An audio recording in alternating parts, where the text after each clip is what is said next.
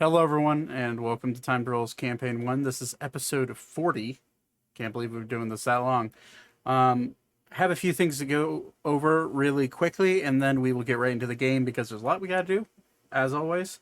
First things first is that I think I've said this before. I know I've said this before. We're on every single podcasting format that is available on the internet. So if you want to listen to this instead of watching it, it's on every single podcasting format: Apple Podcasts, Spotify, iHeartRadio, you name it. It's all on there. So if you want to go check that out, that'd be great. The more you download, the more it supports us. If you want to check out the www.timetoroll.com, that's where all of our most recent merch is there. If you want to support the brand, that's the best way to do it. Anyways, let's get right into the story. We have a lot to do, and yeah. And I do have, actually, before we start, I do have official dates as to when I will be missing. There will be no Time to Roll on May 28th. That's Sunday, May 28th. That's the last Sunday of May. I will be not home. I will be attending my cousin's wedding. So, sorry about that, but I'm excited for that. So, no show that night.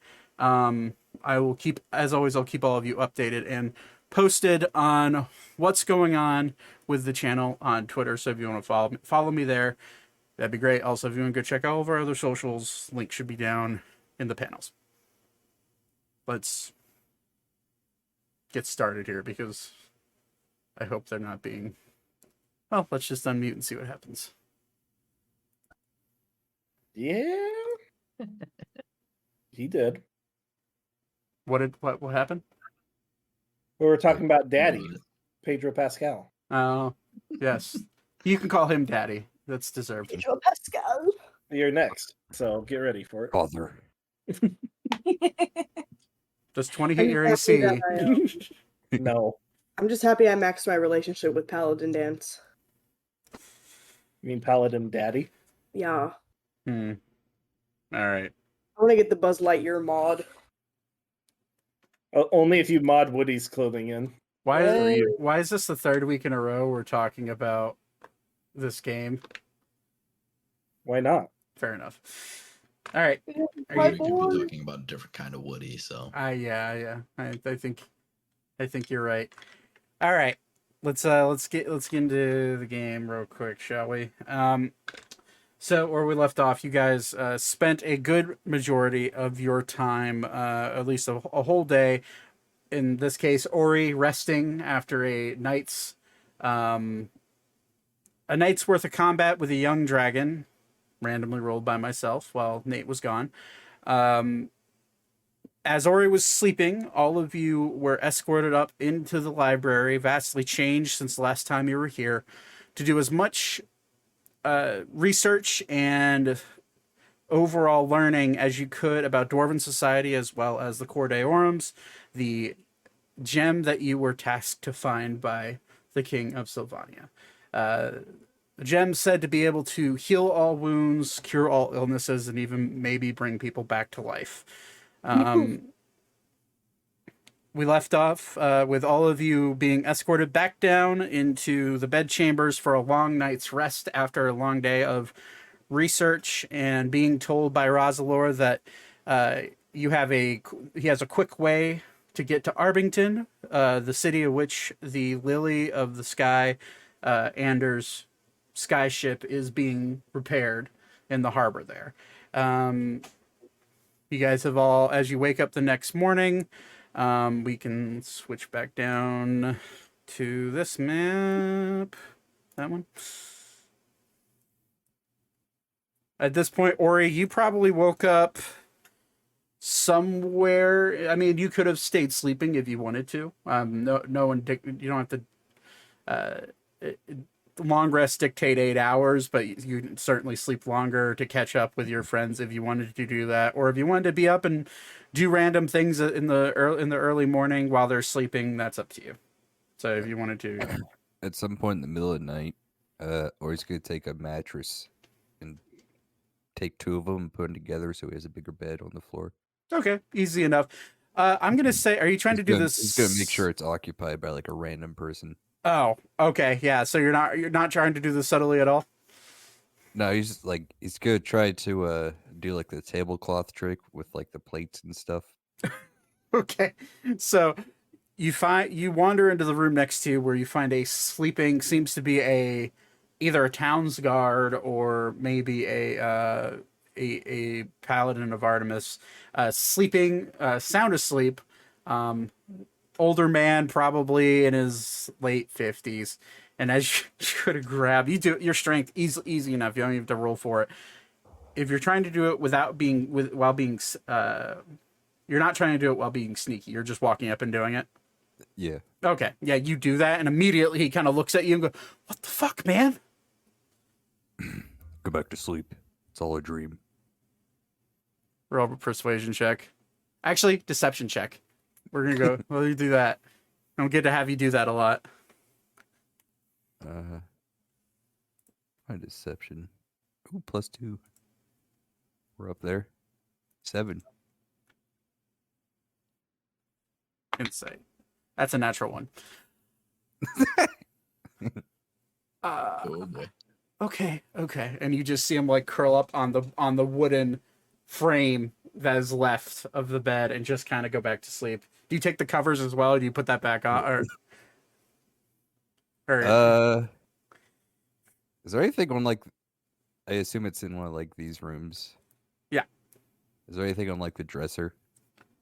anything on the dresser? No, it's just a bare dresser. You get the sense that these are probably swiftly put together for makeshift barracks. Okay. Yeah, just take the mattress and drag it into my room. Okay.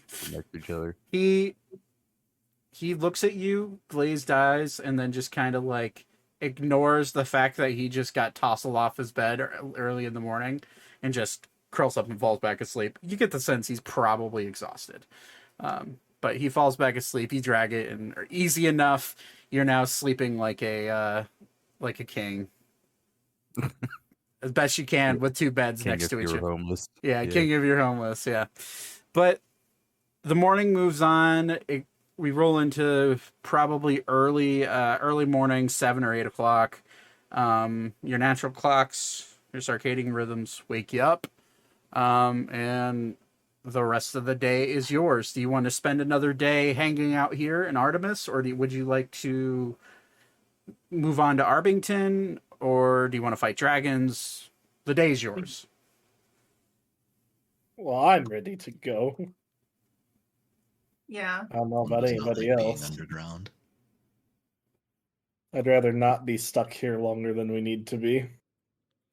I concur. I do need a couple minutes by myself to look through my bag of holding about a couple items I picked up in that room. Oh, okay. The room. Okay, yeah, right. The hidden room. All right. And if I remember correctly, you grab. Yeah. Okay, I have it written down here. All right. And what do you want to do? I mean, do you want to just try to figure out what they do, or? Well, the armor, what you said, there was something with armor. I don't know exactly what it was. Right. I just threw it in the bag. Right. So, in the chest, so Zane found and took the pouch of money, or the bag of money, and you took the half plate and what seemed to be a wand at the bottom of it. So you look at the half plate. I mean, I'm gonna say, what are you trying to gain from this? Are you just trying to figure out what it is, the type of metal it is, if it's magical? What's your goal? Well, okay, I didn't know if it was something I could wear or. Are you proficient in half plate as medium? Heavy. No, Heavy armor?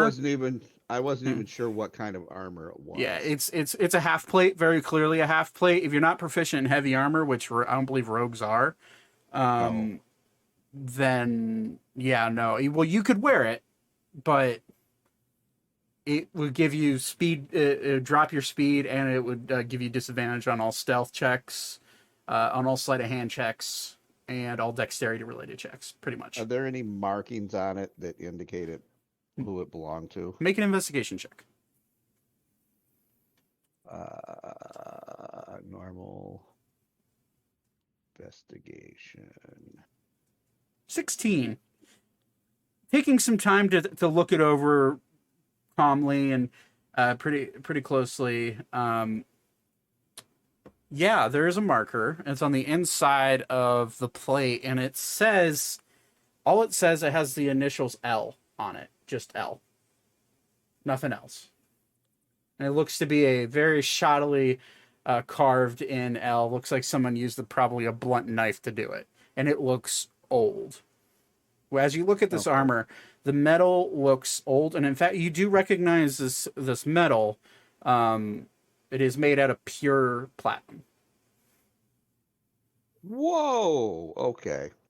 I'm gonna leave it in the bag. And the wand, anything special or spectacular about it, or? It's a wand. Having friends that are magically inclined and being around as long as you've seen wands. You know that this is a wand. You don't know what it does. Roll Arcana check for me, just to see if you get any. 15. Fortunately, when it comes to magic related checks with you, the DCs are pretty high, and 15 doesn't exactly give you the knowledge of what this does. You know it's a wand. You know that it could probably be used as a arcane focus, as most wands are. You don't know if it has any special properties, and you wouldn't have any real way of knowing unless you took it to an appraiser or found someone that knew something like an identify spell. Okay. But are there any like personal markings on there that would indicate? No, it's just, I mean, with the Arcana check, I'm going to take the 16 investigation into account as checking both items. With the 16, you gauge that this wood is probably just as old as the metal. And the wand is fairly light. Mhm.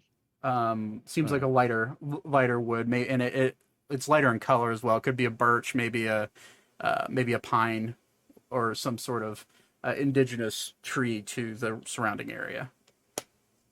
All right. I'll just, now that I've gotten a good look at it, keep it in the bag and consider my options later. Okay. All right. Anybody else want to do anything before we continue on with whatever this day brings? Head out to the Nope. common room. Okay. Zan, are you making anything today? Let me look at my list of shit.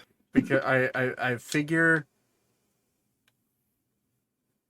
that's worth asking since you're an artificer and that's just kind of what you do.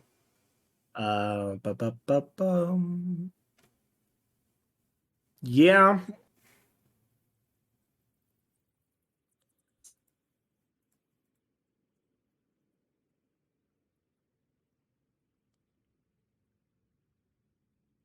I do have stuff still, so yes, I will be making something, but we can keep going. Okay. So with that in mind, Rosalor kind of walks up to all of you, or finds one of you, and I guess in this case it would be he's closest to Ori. He'd walk up and say, "Well, you were sleeping all night, but I just wanted to let you know that we found out where Anders' airship is, and I have the ability to teleport us there if you can find the rest of your friends if you're all ready to go." As he walks up to Ori. I'll get them then. Cool. All right. I will tell them to meet me at the stairs. And he will walk his way over to the stairs. And eventually you find all of them sleeping in their rooms and, well, not sleeping, but awake, kind of getting prepared. You find Thaddeus kind of like just putting something into his bag of holding. Didn't see what it was. But assuming all of you don't have anything else to do, you gather at the stairs. Rosalor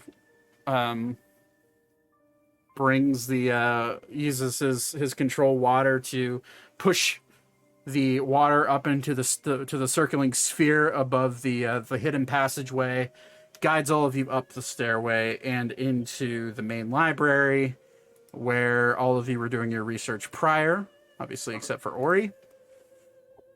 He then guides you to a what seems to be he brings you over, and I'll just drag his token top left. He brings you over to what seems to be a circular room, a lot different than the normal teleportation circle room that Leon had brought you in prior after fighting the bronze dragon and bringing Elara back. This one's much smaller, and it seems to be there seems to already be a circle drawn, and it's already glowing, and there's 5 tables all around. There's bookshelves around, obviously. And he looks at all of you. Well, if we're going to Arbington, let's see, they'll be taking us to the temple, I believe. So let me remember, and you'll see him start to look at the circle and see if there's anything that he needs to change. Realize that there's a symbol that's out of place. Fixes the symbol with a weird little white piece of chalk. And as he draws that, he's just like, all right, I just got to put this down and then we can go. Everybody quickly get in. This will only work for about 5 or 6 seconds. Everybody ready? Yep. And he will make the mark, and all of you enter into the circle. Just immediately, you feel a feeling of weightlessness, and all of a sudden your feet you feel like you're almost flying, and feel a little nauseous. And then as you kind of like take a second to blink, you feel your feet hit solid ground, and you find yourself in a circular room. You look up, and it's a building made of stone. It's you look out. There's stained glass windows surrounding the entirety of the circular room. You look up. The ceiling is probably about 60 to 70 feet tall. You look around. You look down. There is a dim light circle underneath your feet, and immediately you start to hear footfall come from a wooden door that is in front of you. And immediately the door swings open, and you see what seems to be a orcish, maybe a half-orc man, donned in green robes. Where is that sheet? And immediately you see him pulling out what seems to be a handful of gems, or looks like gems, out of his pocket, and you immediately start to see those gems start to glow. And then he sees Rosalor, and he immediately claps his hands together. I didn't know you were coming. Rosalor, I'm so sorry. Apologies. It is hard to remember to message ahead before you use someone's teleportation circle. Everyone, this is the head priest here in Albington. This is Kieran Cole. He's the head priest of the Temple of Shanti. As you can see, he's didn't realize we were coming. That's on me. Kieran, these are my friends, and I hope it's okay that we use this circle. The captain here, and he'll point at Ander, his ship is being fixed inside the harbor, and I told him I'd be able to teleport them here. I hope it's okay. And Kieran will look at all of you. Well, I mean, nothing stopped you from teleporting here before, Rosalor. Although you do mind your step. We just cleaned the temple, and the city's kind of rowdy right now, so we're kind of on high alert for anybody that's here to do wrong to our temple. So apologies for the potential misplaced hostility. Please follow me, and he will guide all of you. As you look closer at this guy, he's probably in his 30s, 40s, looks to be that way. Clean shaved, black hair, You look at his eyes. His eyes are kind of like this dull amber color, brownish color, green skin, shorter tusks. You start to look at him. He's definitely a half orc. And again, the robes he's wearing are green, primarily like a forest green color, with like gold inlays. And on the back, you see an emblem, a stitch emblem of what looks to be a tree, an oak tree, on his back. As you start to walk through, it is a massive temple. This temple is probably it equates to the size of the temples that you would see in Artemis before it was destroyed, or much bigger than the temple you saw in Keister. Probably 4 times the size of that one. And there's stained glass windows all up and down. It looks like a standard temple, but as you look closer, you start to see hints of like plants start to grow up through the walls, and vines and flowers sprinkling down, and what feels like natural light coming in. You look up, and it looks to be a chandelier of some sort of bioluminescent mushrooms, glowing this really light blue and sometimes shifting to a greenish glow coming down and highlighting all of you. And it just feels warm in here. And Kieran looks at all of you. I assume this may be some of your first time coming into a temple of Shanti. The matron of flowers tends to gift us with many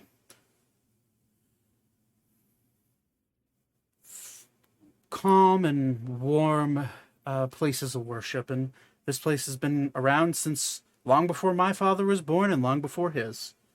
But anyways, and he guides all of you, and the doors to this place are huge, probably 40, 50 feet tall, wide swinging in and out wooden doors, all carved brilliantly with like different craftsmanship of different plants, what seems to be the same tree insignia that was in the back of Kieran's jacket or robes, and just it's almost like a portrait, like a mosaic portrait carved into wood. And as he opens up, he's like, "Welcome to the city of Arbington." And in front of you is I'll show you, is a massive circle-like city, very much on a grid system. You find yourself in the the southwest section. You start to smell seawater, and you feel the breeze drifting in from the ocean. And in front of you is the Trobalt Sea, a body of water that I don't think any of you have seen with your own eyes before, but you look out into the sprawling city, and it's not damaged.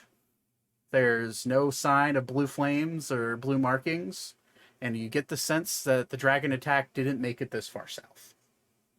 And Kieran will say, "Well, if you ever have someone in your party that will need access to the circle, just come find me. I don't know if any of you are capable of using that type of magic, but that is entirely up to you. Rosalor, please do message me the next time you're coming." Rosalor just kind of nod, and he'll look at all of you. "Well, I'm back into the thick of it," and you'll see him point his finger and smile, and you'll just see him like start to weave some signs in the air and say some words under his breath. "Good luck." And you'll see him bring his hands out, and his body will just vanish in front of your eyes. But you are now in Arbington, a port city in the south central part of Sylvania in the Fleur region. The cities are sprawling with all sorts of people. It's a welcome sign compared to what seems like the hellscape that Artemis had been brought to and made. Ocean is in front of you, and Ander has already started walking towards what seems the ocean. Ships this. He'll just look at you. Ships this way if you want to follow, but I don't know how long. I want to check how long it's going to be until these repairs are done. Hopefully, they're close to being done. If not, we may be here for a day or two. Enjoy the city. Now, if you follow him, or you just Well, the city's yours. What do you guys want to do? First time you've been in a big city where, and since Ebrax really, where you actually have full reign and freedom of choice in a IRL a couple of months. Alara's gonna be like, "You guys already know exactly what I want, and I will get what I want." let's She get, throws herself. She's like Lois throwing herself off the steps. Throws herself off of Ori's head and proceeds to Well, go. let's go find. Great, Alara's got it right. We should probably grab enough rations for a while and probably stack up before we get into this shit. Good idea. Excuse me. Is the gentleman whose place we just interrupted still around? He's walked back in and shut the doors behind him. Okay. Too late on that one.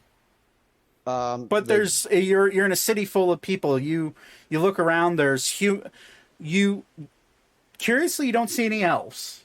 You look around and you start to glance with everyone's passive perception.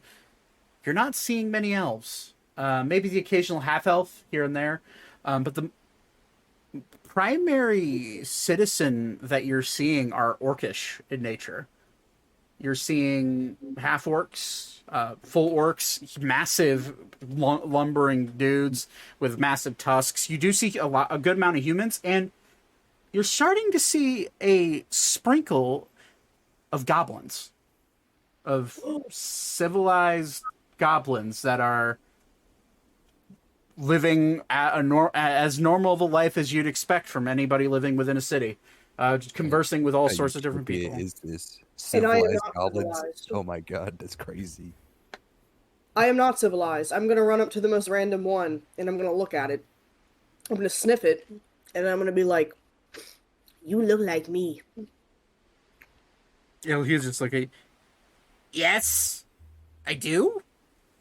Who are you? Ooh, your skin's pink. I've never seen a Yeah. goblin like you. Do you have parents? Parrots? Parents. Like a Parents. mom and a dad. Oh, sorry. Yes, of course. Most people do. Mine got rid of me. How's that make you feel? Sorry to hear that. Hey, where are your parents? A little late for what time of day is it actually? It's in the morning. Still Or the morning. Yeah, it's around 9-10 o'clock. What do you do without your parents? Ori, he might not even be a child. He's a I'm, grown adult. I'm a grown man, thank you. I have a 9 to 5, you know. A A what? 9 to 5. A 9 to 5. What's a 9 to 5? It's a job. It's a saying here A in job? Arbington. It's a saying here in Arbington. You know, you must be outsiders, I'm an orphan. as you said. And he starts to look at all of you. This goblin's a goblin. He has like a wisp of like black hair on top. He has a long pointy nose, long green ears. Wearing seems to be like standard like leathers, maybe not like fighting leathers, but like, standard peasant clothing. And he just kind of looks at all of you. Wait, but if you have a job that's apparently this 9 to 5, why are you out here and not there? Yeah, you're gonna be late. Speaking Or of, look to see ya, not walk and he'll start walking away. Hey, wait, tripping. I had a question for you. Tripping when he starts walking. Roll a. This is going to be roll a dexterity check for me against. It'll be against his constitution, which is +0. So we'll see how this goes. Okay, give me 1 sec. Gotta get me dice. Alara's feeling a little feisty today. So Noted. Making Ori proud. she's been asleep for too long. She's ready to wreak havoc. You said Dexterity check. Yes, please. Let me say.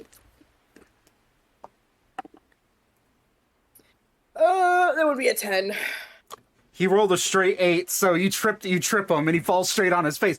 Hey, what the hell? Oh, I'm so sorry. I must have lost my footing when I was trying to walk away. Well, I hope you enjoy your 9 to 5, whatever that is. I had a question for you, Oh, what? actually. He's gonna pick him up by like the back of his Hey, like his index finger and his thumb. I don't like and this. pull him up to his face. What's your job? I work at the fishery in the harbor. You wanna do something more exciting? You ever tried adventuring? No. Get some hair on your chest. Why would I do that? It's fun. You get to kill people. I'll take your word for it. If you're into killing people, there is a coliseum here. Before he leaves, Alara's gonna dig into her, like, little baggy dress pockets and pull out this disgusting-ass piece of cheese that looks like it's been... It looks like the cheese from Diary of a Wimpy Kid. Okay? Oh, God. And he's gonna hand it to this goblin and be like, I don't know if your parents pack your lunch for your workday, but this is for you. I hope you enjoy it. Roll a persuasion check.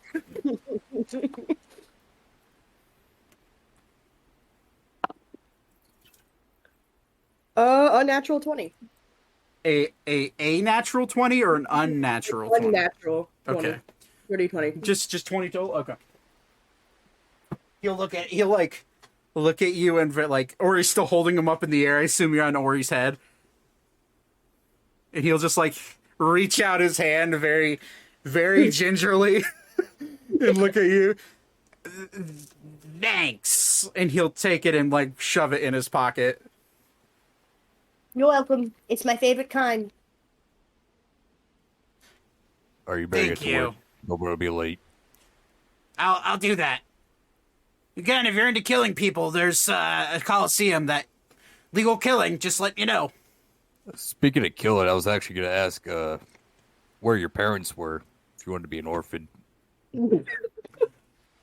They're dead already. Oh, all right. Any relative? You're married. No, I'm How single. old are you? 9. All right, I'll let if I see another female goblin, I'll let them know about you, just to get you out there. Ori, I Wait. think maybe we should just let him go and just go to the Coliseum. I And know then once it's been a while. Wait, you're Once, single and you have no family, so you're pretty much an orphan. Lame. wait, he's an orphan. What are you trying to incite? Whether or not the goblin's telling the truth about not really having any family.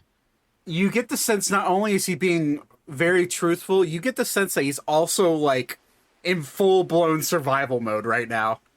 Fair. All of a sudden, a group of rough and rowdy outsiders, adventurers, just walk up, and Ori, a 10-foot minotaur, picks him up by the back of his shirt, is holding him.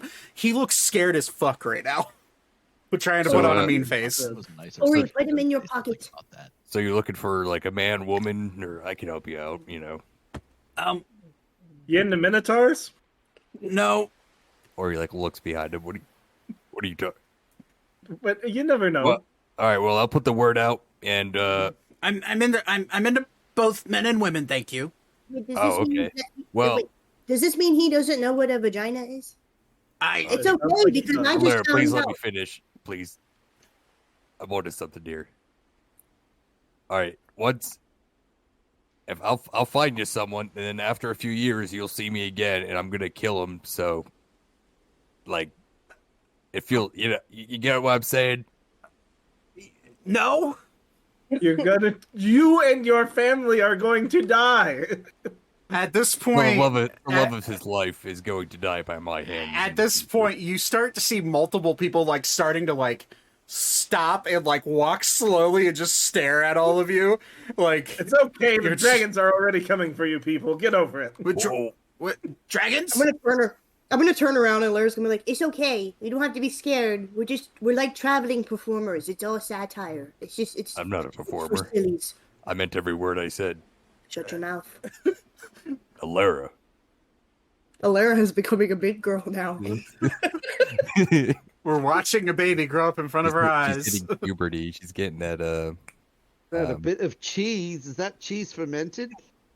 that rebellious phase of her childhood.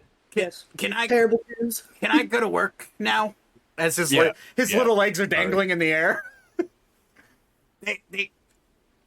Oh, if you don't like your boss, I'll kill him for you. My boss is very kind. Oh, it's. That's too bad. I might still do it. What fishery is it? We'll get out like a piece of parchment. As you put, have you put him down yet? Yeah, he'll put him down. He's trying to take out a piece of parchment. As you're taking out a piece of paper, he's gone.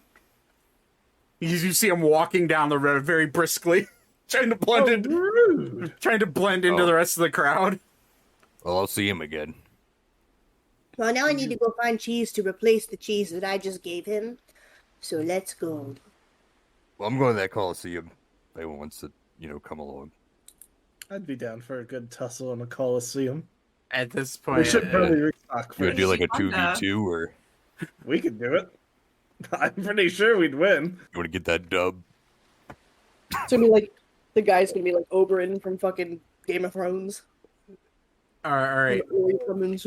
Let's get a point of order here before we do anything. What do you guys want to do first? Big city. You guys have a lot to do that you can do. You have a few options. You can either go find Ander and find out how long it's going to take for the ship to be fixed.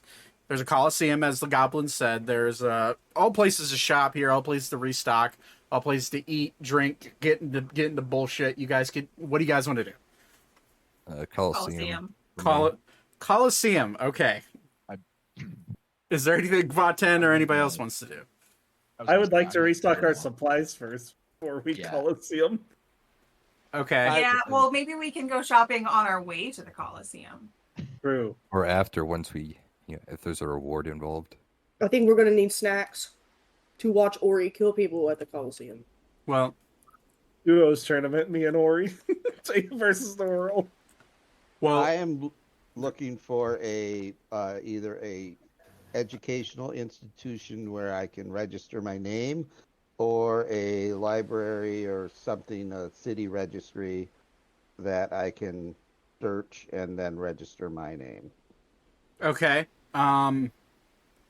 Well, this is all of yours. Actually, yeah, this is all of your guys' first time being to Arbington, so it's gonna take some time to look around and or ask around.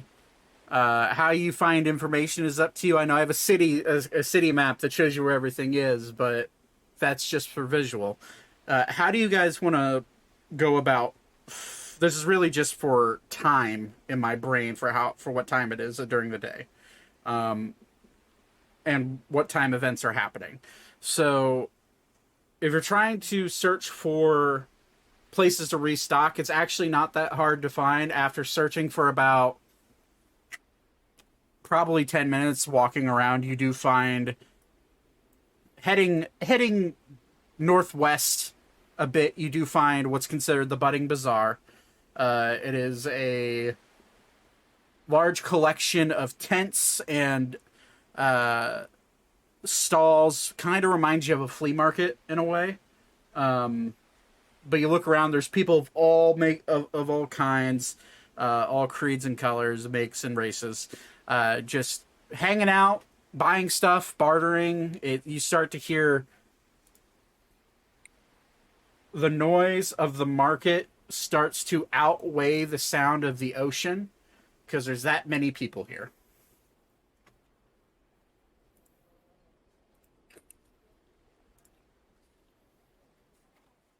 So many lives to take. It would be quite the field ripe for the picking for you. Zay, do you think I was too pushy with that goblin? I think I should have been more like. I mean, if you were pushy, you might have just ended him where he stood. I mean, I tripped him, and I have no regrets. Good. The guy we traveled with, is he still with us, or? He headed towards the ocean. He waved at you and said, "I'm going to go find the quartermaster," and went towards the ocean. The ocean is to the south, actually, I'm gonna say, just for the sake of being funny and kind of, let's say Vaten, roll a survival check to see if you can gain your bearings on which way is north, which way is south. 26. This is why I had you do it. Would say so, yeah. Yeah, you immediately, knowing the general area of where the city is, being told where it is, and have it pointed out on a map to you. You look to the north and you do see the Haverlow Mountains, the south foothills of the Haverlow Mountains peeking up over the walls of the city. And you do see the mountains about a good 100 to 120 miles off in the distance. You immediately flag that as north. And then you start to look around and even though you're not a big fan of big cities, Oh yeah, no. you're smart enough and you're able to adapt enough that you immediately understand that this city was built almost like a compass, to where the most north part of the city is pointing north, the most south part is pointing towards the sea. And you get the sense that the city is built in between the sea and the mountains for a reason. But you wander into the Budding Bazaar, and it is packed. This is where you start to see more and more goblins manning stalls, pointing out, trying to wave people down and sell different food items, selling different pieces of jewelry that seem well enough made. You see random people trying to vendor and pawn off, and multiple people running up to you. And like Zane, one will run up to you and notice like on your side and see the gun on your hip, and will like run up to you and, hey, that's a great piece there. Are you willing to sell it? No. And I'll end your life if you try to take it from me. Roll an intimidation check. That's what I'm talking about.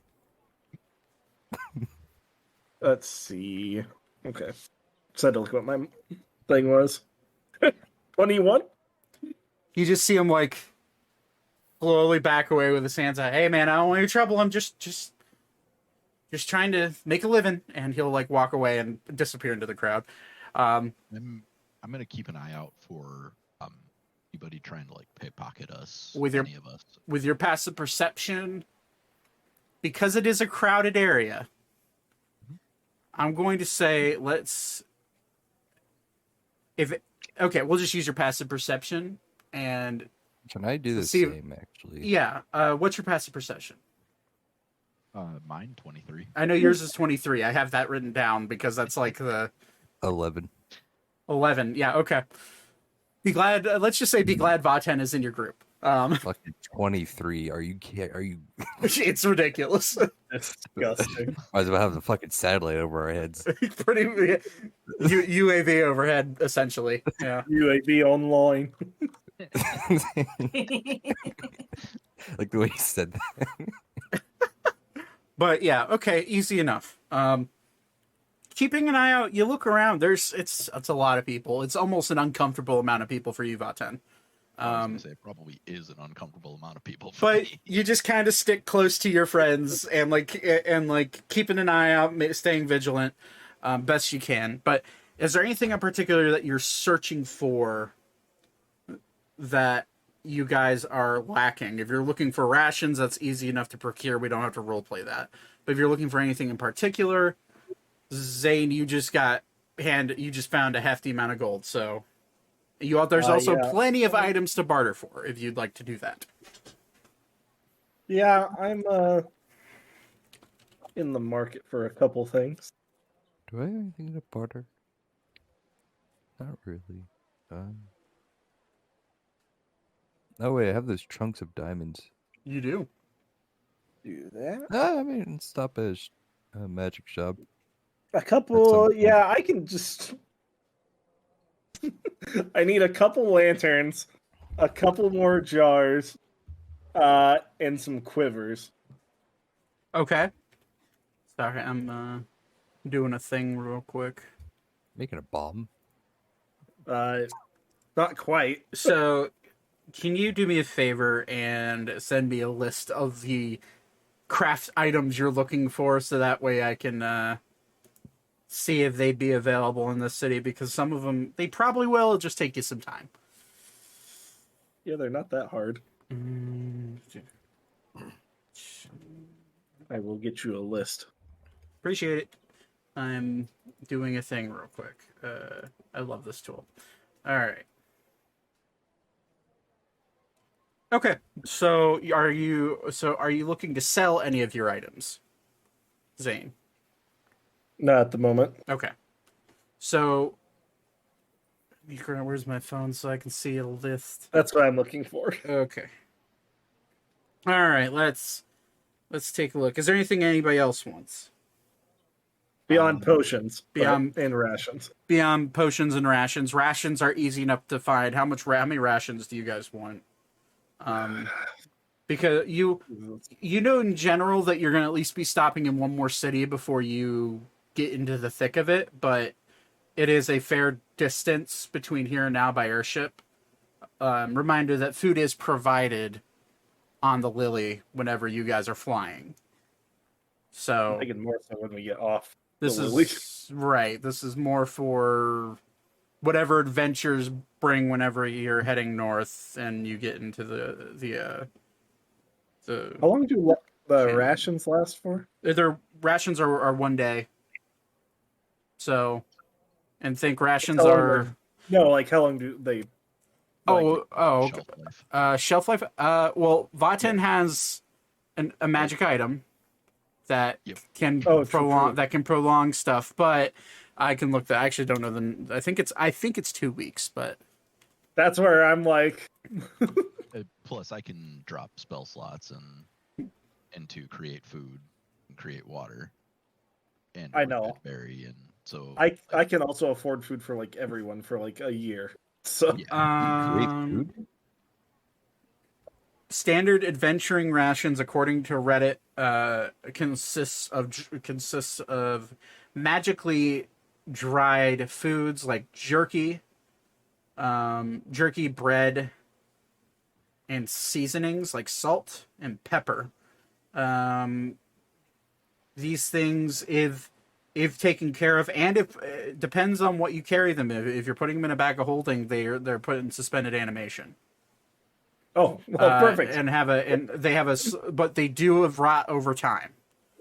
It's just a slower rot. It's like, think about Vaten's item that prolongs. It's like half that of how long it prolongs. So Vaten's, it's like it takes forever and ever and ever and ever for stuff to rot.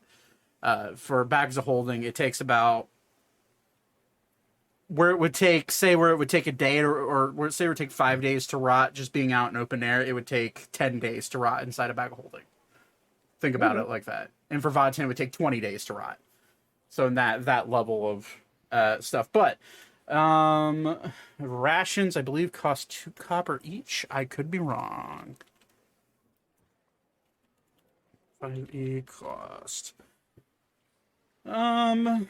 Okay, I was wrong. Okay, it depends on the type of rations you want. If you want just jerky, it's 5 copper per day. If you want better rations where it's a full meal, it's 5 silver a day.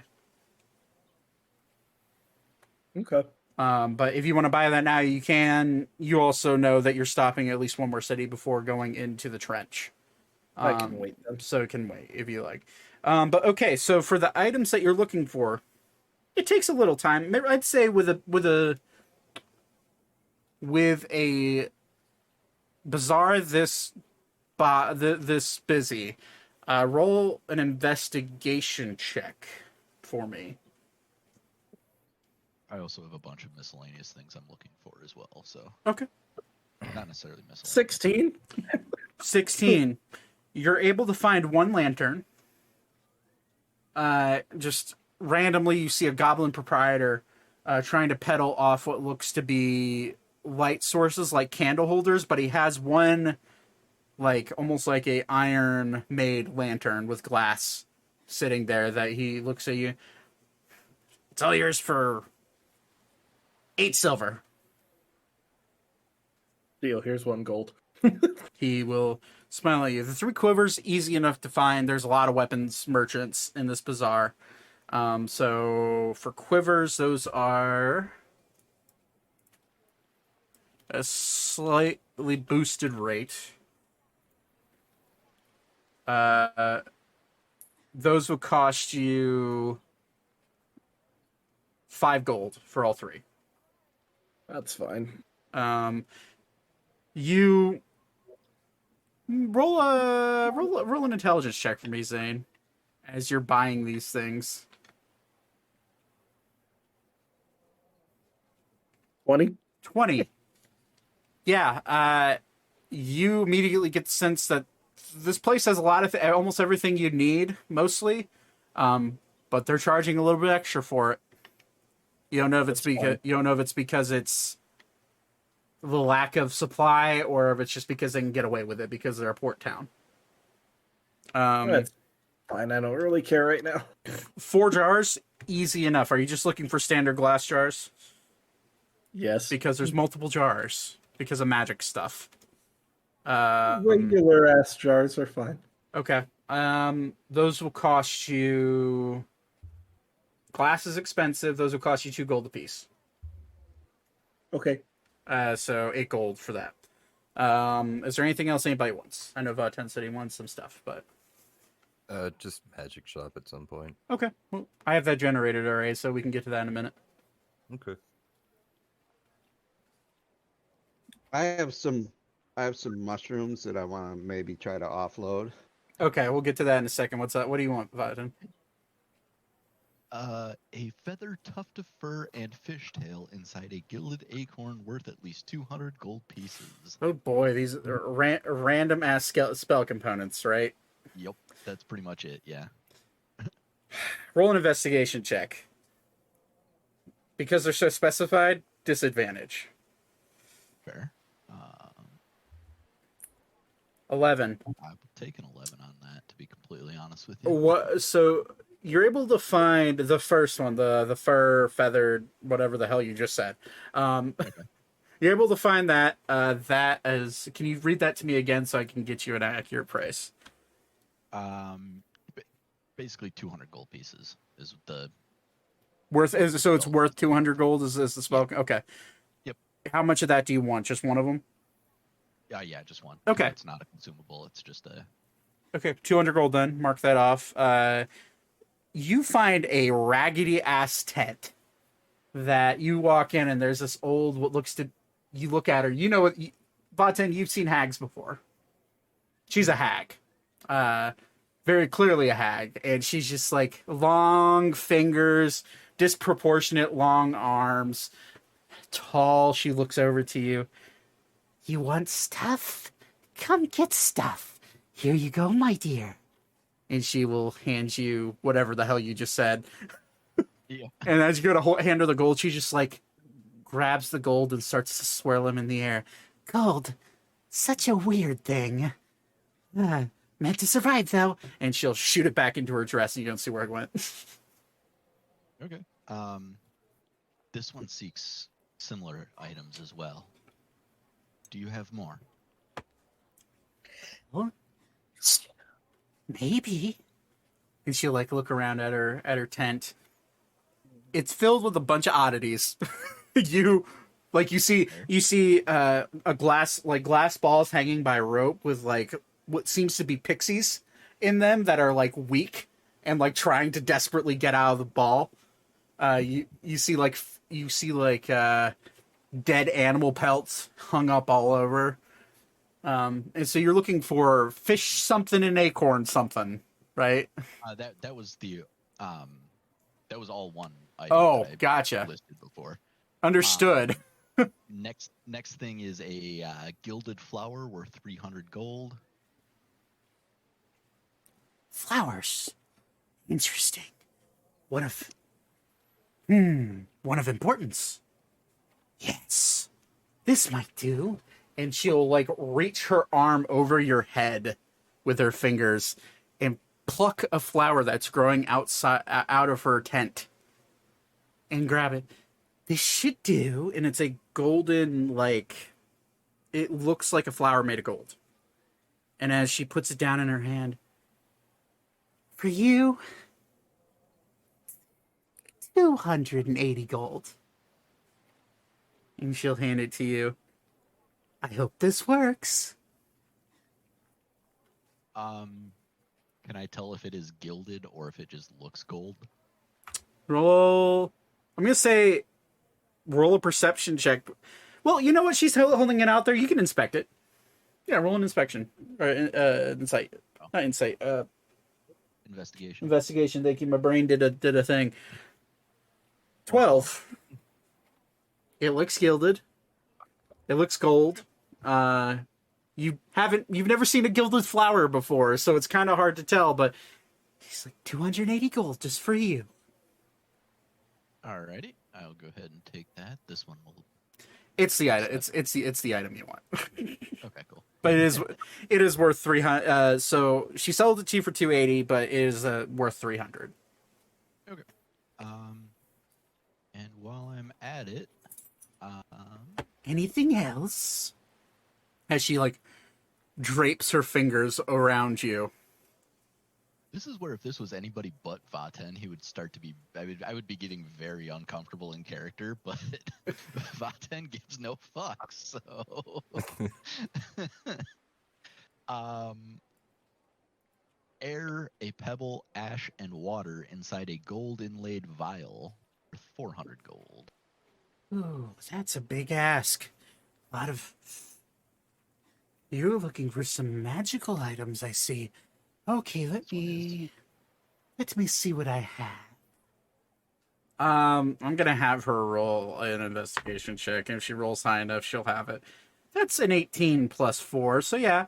It takes her a good 20 minutes of rustling around, and you get the sense that maybe she's making it for you. And I don't care. you do sense a brief flash of arcane energy coming from behind the table that she was sitting at. And eventually she does present you with a golden vial that's glowing. 400 gold, please. Of course. While she was doing that, what would be the possibility of me following where she plucked those flowers from, draping my cloak, and then pulling a couple flowers down? I'm gonna say roll a sleight of hand check. This isn't this isn't about being stealthy, this is about being subtle, about basically turning on your anti-detection mode. Because that's what it is, and it's kind of frustrating. 17. Let's see if she sees you. Remember, he is silent. Yes, but he is if he's standing within the shop, it's technically her lair. Hags have lair actions and lair abilities. Interesting. What are you doing, my dear? As she reaches her hand over Vaten's head and looks at you and puts her long, stringy, sharp finger up underneath your chin, Thaddeus. Oh, just looking at your flowers. Ah, very beautiful, yes. You can have... Since you're I assume you're friends? As she looks at you, Vaten. Yes. Since your friend has been spending so much lovely gold with me, you can have one. And she'll pluck one and hand you one, Thaddeus. Why, thank you. I'll remember you forever. Oh, no need for that. You won't remember me anyways. As she like brushes her fingers up underneath your chin, like almost like trying to scratch your chin like a cat. And then she like brings her long extended arm. Almost, you look at you, Vaten. You look up, and it's almost like her arm bends in two different. I was gonna say it would almost have to, because I think I'm taller than that is. Yeah. So her arm bends in two different places. down her arm. And her wingspan, just one arm is probably, it can reach all the way to the front of the tent, and the tent is about 15 feet long. So, creepy woman. Is that all? This one has one last simple request. Oh, simple. I can do simple. This one seeks various insects. Insects? Specifically, What kind? 10 centipedes, 2 more spiders because I already have 1, 5 wasps, and 1 scorpion. I can't help you with the wasps or the centipedes, but I could do with the spiders and the scorpion. And she reaches her left arm up and grabs what seems a jar out of the shadow. You didn't even notice there's a shelf above you. And she grabs it and pops it open and like, come here, my dear. And you see a scorpion crawl out onto her hand. Will this do? And it's just it's just an orange shelled exoskeleton scorpion. And immediately the scorpion starts stinging her in her wrist. And just now, that's rude. You can just have this little one. He's a bit feisty. All the better for this one's purposes.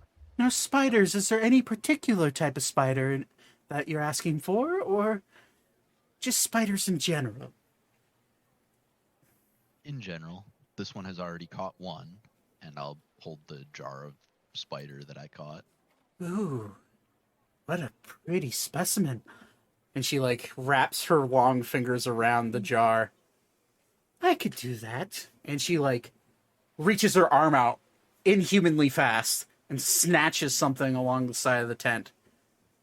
And she brings her 3 long claws down, and there's what looks to be a tarantula-like spider trapped in between. This one shall do, and she will put it in a jar separate and close it and hand it to you. Another one. I will give you Gerald.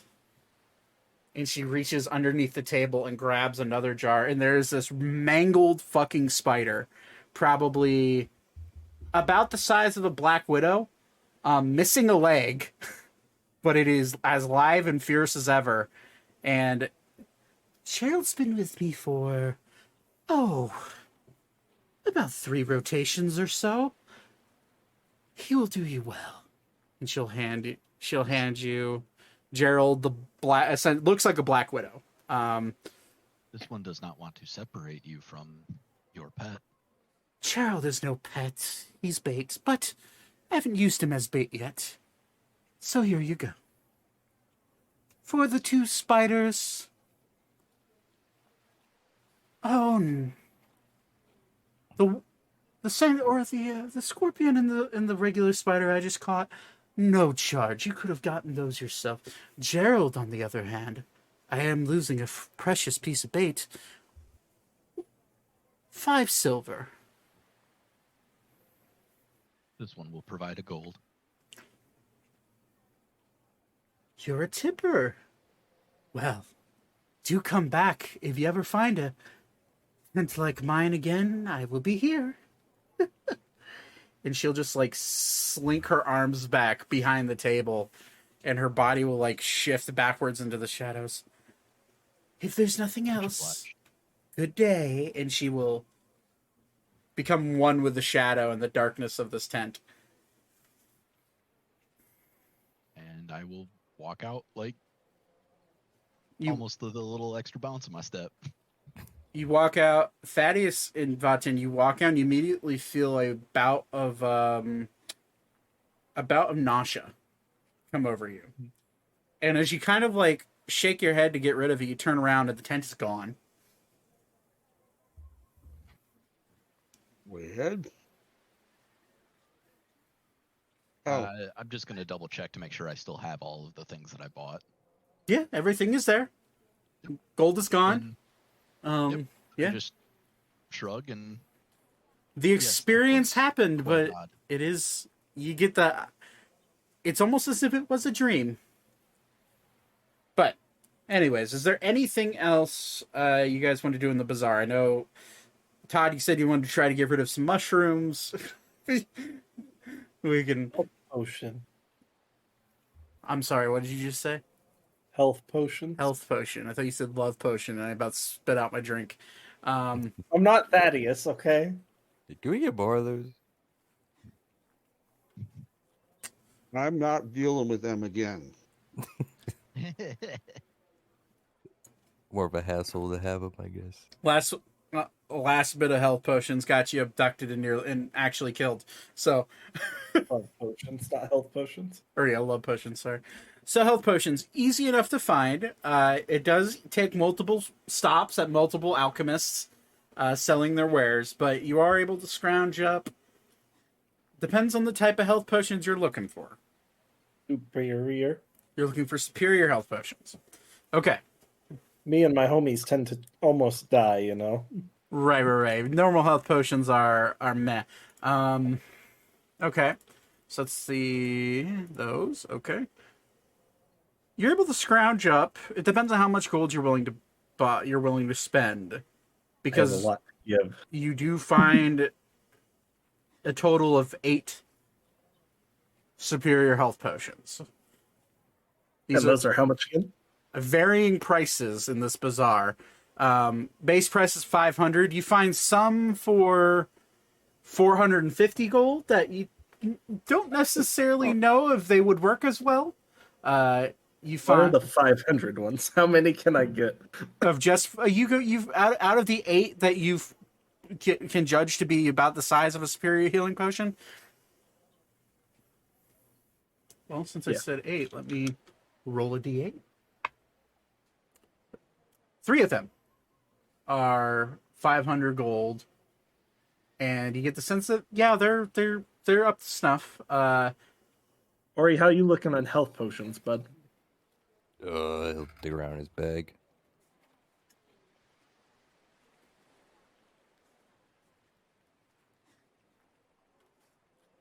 I got 2 greater healing.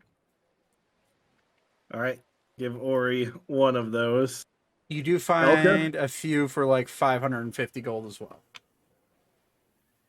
Elka, how are you looking on health potions? I currently have 2 superior and 4 greater. Actually, give Ori 2 then. I'll take one of them. Okay. Do you? I mean, you can, but there's a few more available to you at slightly higher prices if you'd like to pay them. No. Okay. There are also 2 that are 450 gold each. You look at them, they'll probably do the same amount of healing, but because they're so cheap, you don't know if the alchemist is selling them because they're a bad batch or selling them because he doesn't know how much the standard going price for superior health potions are. Fair enough. But No, just those 3 will be fine. okay. All right. Anything else before we get to this this magic shop real quick for anybody who's interested? Oh, I'm gonna give that flower that I picked up to Vatan. Okay. So he gives you another gilded, what looks to be a golden flower. It looks like a daisy type flower. And This it's one already has one. well, it's yours now. Now you have 2. All right. Okay. But walking out of the bazaar, you do see a sign for a magic shop. It is on the front of it looks to have the sign looks to be a wand and a book that's opened. You walk in and there is a orc man, probably 30 to 40 years old. He's wearing a giant wizard-like hat, and he's wearing wizard robes. And this is a fairly large shop. You look around, look at him out, and he just looks at you. Oh, hello. Welcome to my shop. Name's Marcus. Nice to meet you. If you want anything, just let me know, and we'll see if we can strike a deal. What do you got that can kill good? Oh, you're looking for weapons? Let me see. I got a blowgun. Kind of is expensive though because it has a warning a warning enchantment on it, but that probably won't do you good. There's a scimitar here. You look at it's a ice like scimitar, ice colored scimitar. This will do some nasty magical ice damage. You see that's a frostbrand scimitar. I will just read through them. Of all the magical weapons, there is a blowgun of warning, a frostbrand scimitar, a halberd of warning,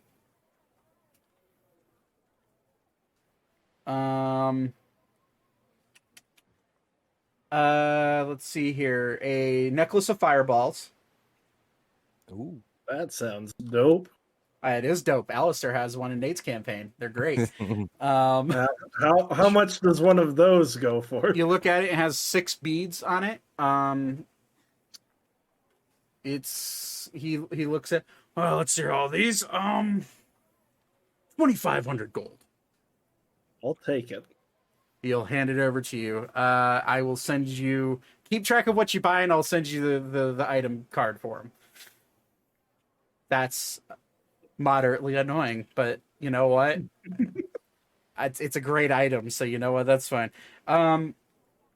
Speaking of another item that Alistair has, there's a row of useful items. Ooh. It has 8 special patches on it, so it's a little high. You look at the sticker price. It does have a sticker price on it. It's at 31,000 gold. Oh, fuck that. Let's see here. Hey, Ori. Mm. Remember our little excursion before? How Yeah. Maybe we should try to repeat that. Let me finish reading off the magical weapons before you do anything sort of heist. I don't know if that's worth it for this, Thaddeus. That's true. There's a vicious longsword. And there's a wand of magic detection. Well, I can make those. What's vicious mean again? Vicious. Let me grab the item. I think that's the villain from. Never mind. When you roll a 20 on your attack roll, a natural 20 on your attack roll with this magic weapon, the target takes an extra 7 damage of the weapon's type, which it's a long sword, so it would be Slashing, right? it'd be an extra D10 worth of slashing damage, or extra D8 or D10 depending on if you're doing two-handed or one-handed. So yeah, it just does extra damage. You look at it; it does have a price tag on it. It's only 350 gold.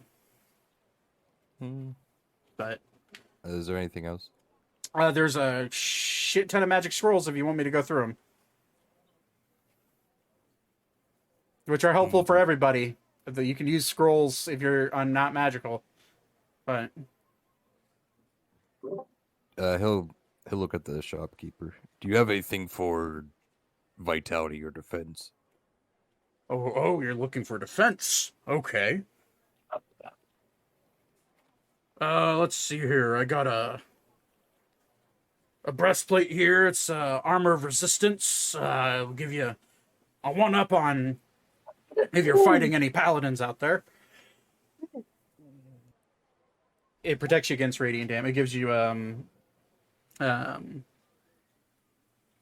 brain to do things. It gives you resistance against radiant damage. Okay. And there's some padded armor here for radiant resistance. You just must really hate paladins here, huh? Let's see here. Oh my There's God. no, there's a studded leather armor of necrotic resistance.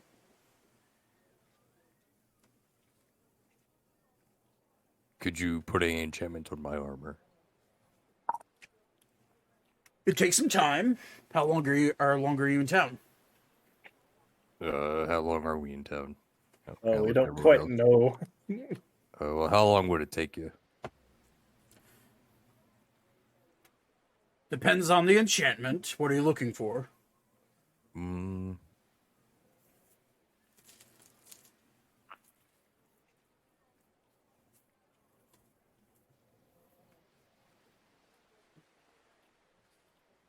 how about necrotic? Necrotic resistance. Oh, take me about a week, and I it'll don't think cost we're you. gonna be here that long, big guy. It'll cost you 500 gold. Can it be a rush order? If you wanted to pay more to get other enchanters in here to help me enchant it, that would be an extra 1,000 gold, but we could get it done in 3 days. Okay, I'll look at the rest of the group. Is that okay?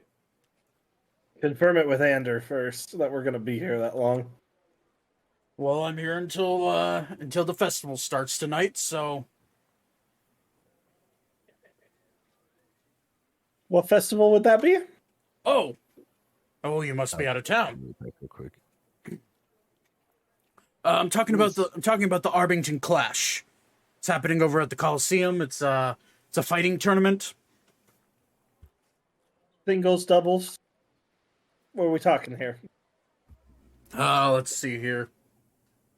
It's a tournament, so it's only singles. And if you're wanting to fight others, the fights are to the death or until unconsciousness, depending on depending on the decision of the judges. There's also, you could fight beasts as well, and if you make your way through a gauntlet of beasts, you get money. What's the prize look like?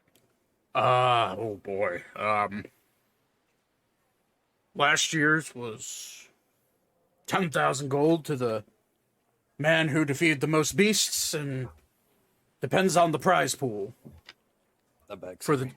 depends on the prize pool for the tournament, how many people are betting and whatnot. But last year the winner took all and won 15,000 gold. But I have a question for you, sir. sure. Have you, as a business owner, ever sponsored anybody by maybe providing them with enchantments so they could fight and win? That sort of thing was outlawed a while ago. Somebody used somebody, and he'll say in air quotes, got sponsored by a magic shop in town and stole a bunch of magical items and killed a good amount of the combatants. Since then, the use of anything not bought by the participant has been outlawed. A gold is a purchase, isn't it? And he'll just kind of look at you. If you're asking me to partake in anything nefarious, I can't do that. It's too bad. Could you kind of TLDR what you said in the last 2 minutes? Yep, so there's the Arbington Clash is happening tonight at the Coliseum. There's two types of competitions you can enter into. One is the tournament, is a 1v1 fight to the death or unconsciousness, depending on the severity of the fight and how far both combatants are willing to go. And there's also a battle against the beast competition.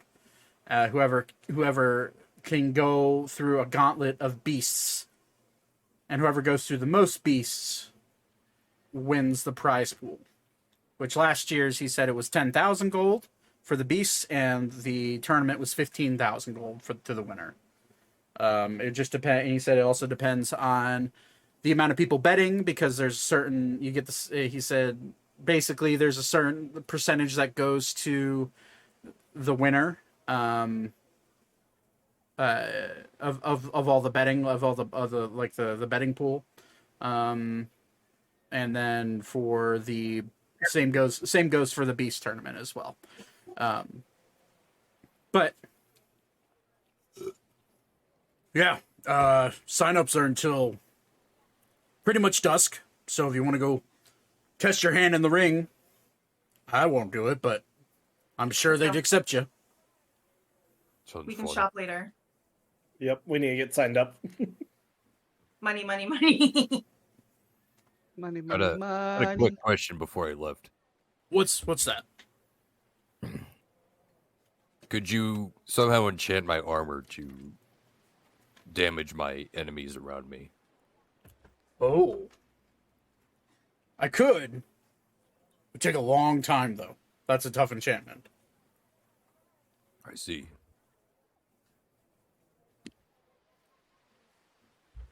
Well, it was nice meeting you. Absolutely. Good luck. Hopefully I see you tonight. Oh, you will. So all of you walk out with a bit of a pep in your step. We're gonna be rich. Or dead, and that's all that matters. Some of you with gold dancing in your brains, and in Ori's case, blood dancing in his brain, since it's been a while since he's murked some people.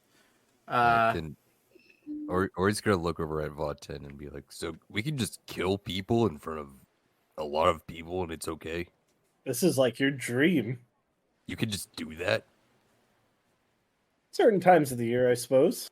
Within the arena, it seems. Huh. Might do that after I'm done with this, whatever we're doing. Save the world and all that.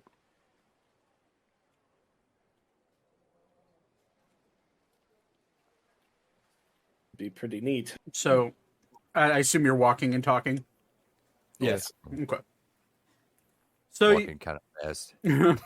So you make your way through the town square. You look around. There's a lot of people. You start to see booths set up of different stalls of different street food being sold. Vaten, you notice a stall that hits your nose immediately, and immediately reminds you of home, because they are what look to be tiny little rats that are on skewers, fully cooked. Rats. This one must stop. Remember when Ori was just nonchalantly eating like almost like kind of rotten rat? Mm-hmm. Oh yeah. I generally thought it would be okay. I don't know why. I hope I made you roll a Constitution saving throw for that. You did. I remember because when you asked for that, I was surprised because I was like, oh wait. I guess I do have to do that, or he's not an actual like animal. Mm-hmm. This one requests some fare. How much? You look across the stall and you see another lizard folk, the lizard man. Oh, I'm already up to him and I'm asking the question. Mm-hmm. He just looks at you. Ah, someone like myself. I see you are attracted to my meat. For you, Yes. 1 silver a skewer. This one will take 5. You could have them for 4 then. 4 silver, please. I will hand that over. I hope you enjoy. Reminds me of home. This one as well. He'll give you a nod and not seem to dive any deeper than that. And yep. And Vaten makes his way back to the group, and this is the happiest I think anybody has ever seen Vaten. Like he is like munching down on one of these things, like bones and all. Like Slurping up the Elsa- tail, slurping up the tail like a noodle. Yep. Yeah. Yep. Elga's gonna just like walk over and be like, Batan, I've never seen you so happy. This one, the food this one has missed from his homeland. Sorry, could you give me Sometimes- over the asshole? Okay. Sometimes food brings us back. It was the only thing this one missed. Nothing but That's all right too. a fire grilled rat. All right, so as you see Vatan just ripping into these skewered rats, and they seem small in Vatan's hands, but these things are, the skewers are probably 3 feet long. These are fairly big rats. Is it like a whole rat? It's like on it skewer? is a whole fire roasted rat. Oh. Yeah, not like you get the sense that how they skinned it, how they got the fur off, is that they burned it off. Is this a In- New York City rat or a Chicago rat? Which one's bigger? I think New York, right? Probably New York. I think New York rats are bigger. I don't know. Taya's, New York I don't know. rats are kind of floppier, but the Chicago rats are a lot thicker. Taya's in our chat. She's a New Yorker. Maybe she'll know. Wait, does it have a piece of pizza in its mouth? Good point. Yeah. Does it No. have a funny New York accent? No. Hey, yo, buddy, I'm a That's rat. I'm a rat. that's Boston. But yeah. Sounds like he's from Jersey. Kill him. Fucking That- Jersey. Thaddeus, you feel a swift rush of hotness as a fireball comes flying over the hill and hits you in the face. No. Whoa! New York Taya and New York rats look like cats sometimes. Damn, holy shit. Yeah, okay. They're more like New York rats, but I'm gonna pull out my wand of protection and hold it in front of me. do you have a wand of protection? I No, don't know. You just hold out the wand that you found. nothing happens. Nothing happens because you're. Or he casts a magical force field. You see Ori holding out his hands and rubbing his temple. Nothing happens. Nothing happens. He has a headache. Hey, Wotan, have you got a second? Master Wotan? Mouthful of Mouthful rat. I've picked up a couple items, and I'm wondering if you can tell me what they might be worth. And I'm gonna open my bag and show them the wand and the breastplate. You have identify as a druid? Yeah. Nope. You could roll an arcana check just to gauge what type of magic. But This one does not know. Do you think Zane would know? Perhaps better than this one. All right. Do you want the answer? Crunch, crunch, crunch. Well, if we're walking, I'll then approach Zane and say, Zane, Yes. can you look at a couple items for me and tell me if I found them, I forgot I had them, and I just don't know what the value is, and I don't know whether somebody in the party could take use of them. It's possible. I'm going to show them the... I may or may not know. do you have identify? No. I'm going to say you need to learn how to. Someone needs to learn identify in this fucking party. All right. Valero knows detect magic. Yeah, I mean that could Yeah. just tell what type of magic it is. But if you want to try to gauge what type of magic it Arcana's is, pretty good though. yeah, you could roll an Arcana check. Same goes for the breastplate if you want to figure that out if it's magical. Yeah. Weren't we just in a magic shop? You Not were, terrible. We could just Oh, well, I didn't get a chance to ask. you could have. Not terrible. 18. 18. You look at the wand and it seems It seems to have some sort of element of best thing you could detect is necrotic magic imbued inside of it.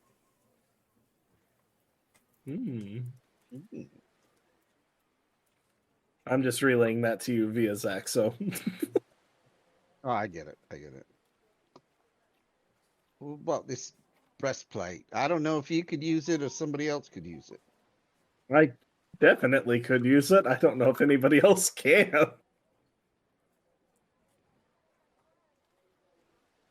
If it tries to kill me is the better question. With your Arcana check, you look at it and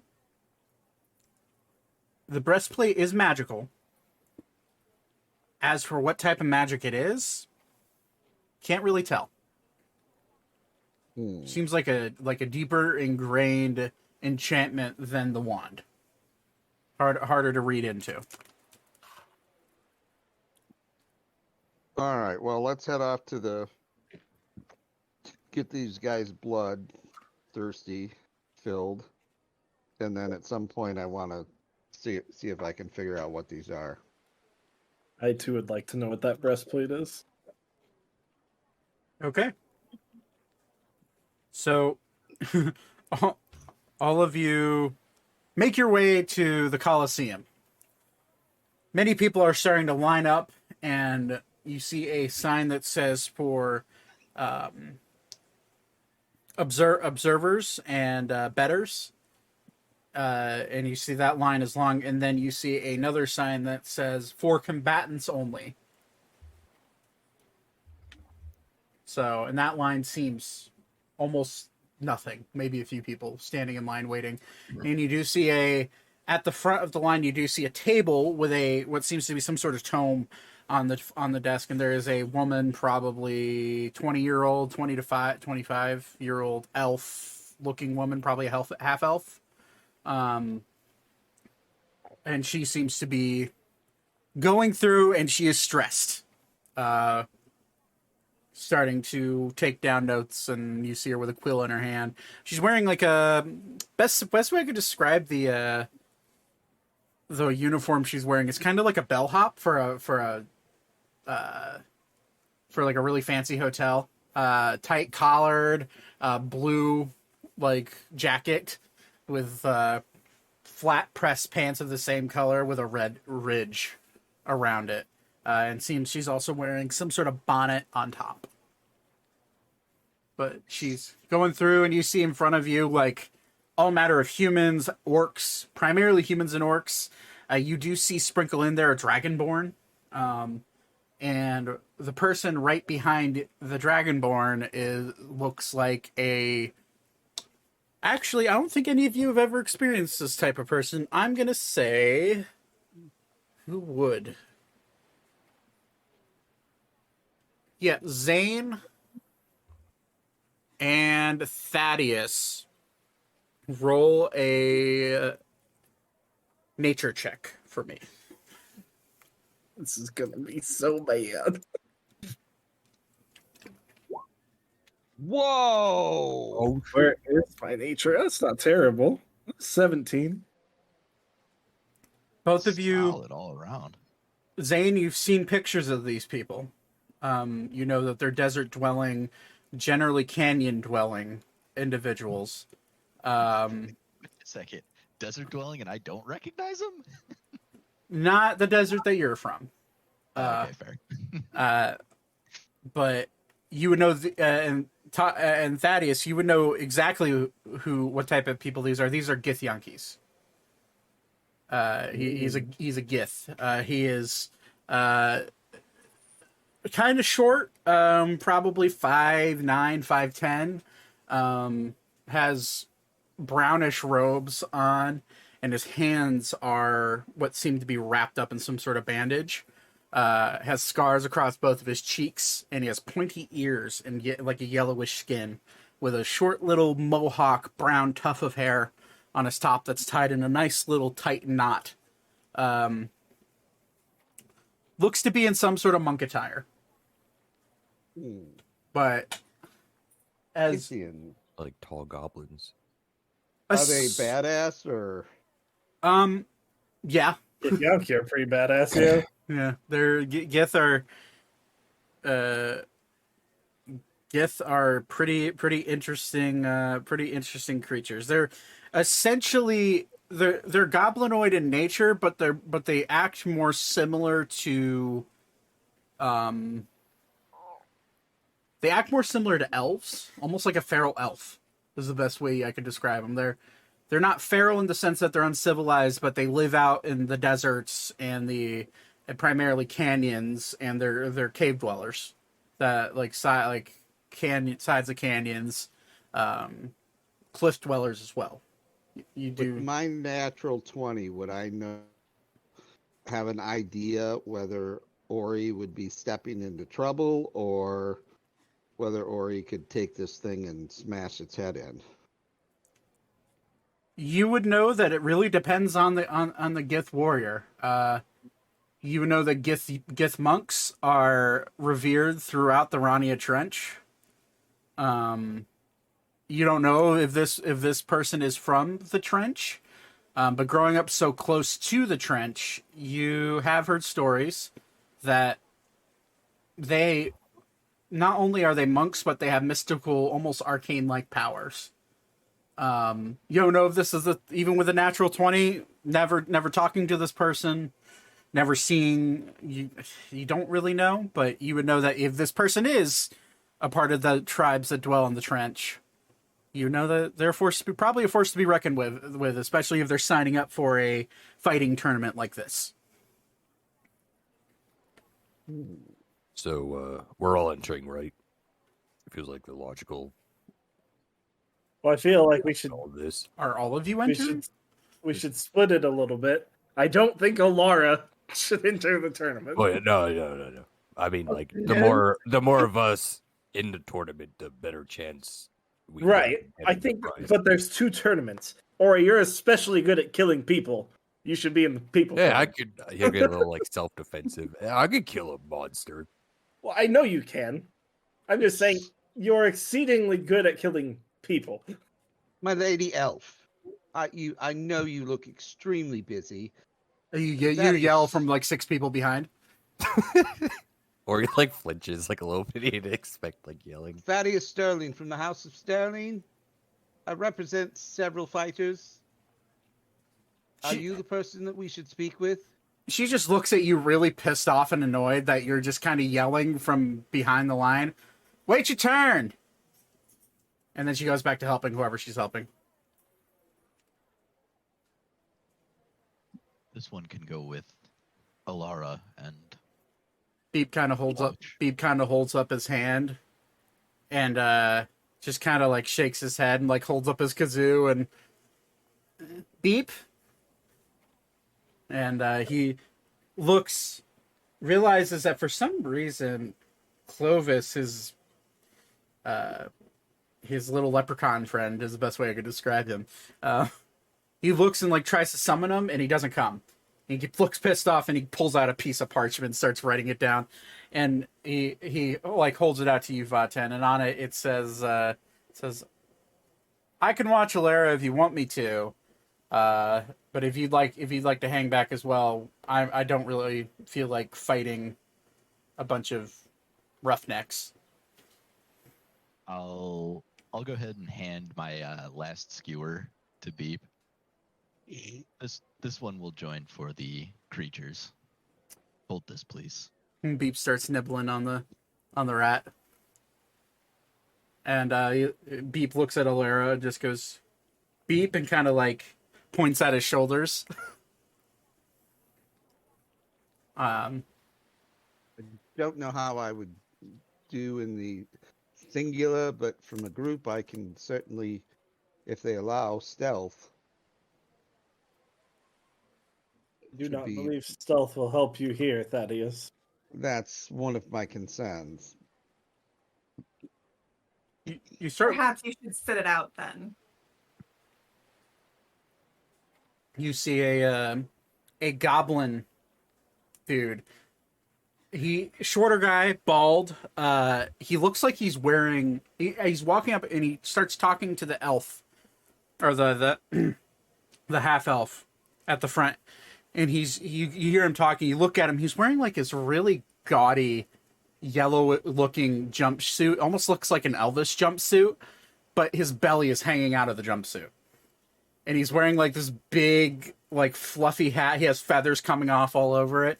And he looks like he's wearing these big round spectacles, like big glasses that have a slight tint to them.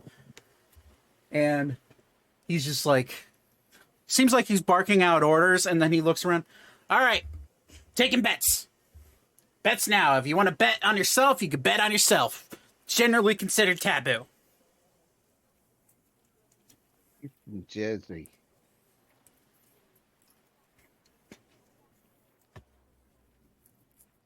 But it takes some time. The line is moving slowly, but eventually, your entire group gets guided up to the front of the line. Who wants to try out for what, or who wants to do what? I know Ori wants to fight people. I'd like the tournament, please. One tournament? Got you down. And what's your name? Ori. Ori. Is there any way you want to be announced, or is Ori just fine? Kind of like looked at everyone else. It's all you, bud. Ori's fine. Very well. Ori is how you'll be announced. And where are you from? Because it'll be Ori of wherever you're from. His mom. Coomslots. Coomslots. Never heard of it, but I'll take that down. He's a lord there. Lord of Coomslots. No, I'm not. They're a very fertile country. So I've been told.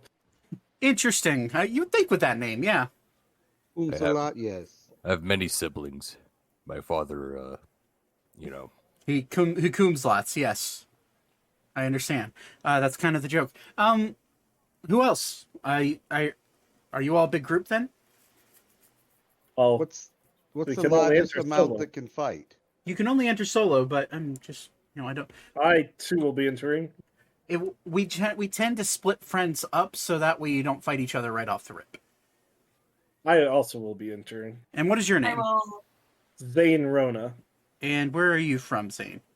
Ebrax. Just Ebrax? Yes. Okay, Zane Rona of Ebrax. Oh, I forgot. Ori, what is your preferred fighting style? close combat. And sorry, my bad. What type of weapons do you use? Are those big things on your back? The axe and the glaive. Axe and glaive. Okay. And what about you, Zane? My fists. Fists. So are you a monk then? From Ebrax? I'm an artificer. Oh, so you use some of that magic shit. All right. It's got straight hands. And she'll like scratch out the fists and type magic shit. Or not type, but write magic shit. Zach's typing magic shit. All right. Anybody else want to sign up for the tournament? Do you allow full stealth? If you can figure out a way to use stealth in a 1v1 tournament, mano a mano, that's your prerogative. Thaddeus, can't you turn invisible? Invisibility is allowed as long as it's a natural ability, or is it or if you can prove that you purchased the item. Shit. Well, did it on purpose. evidently, I will just manage my crew then today. Very well. Anybody else? Anybody else for the actual tournament?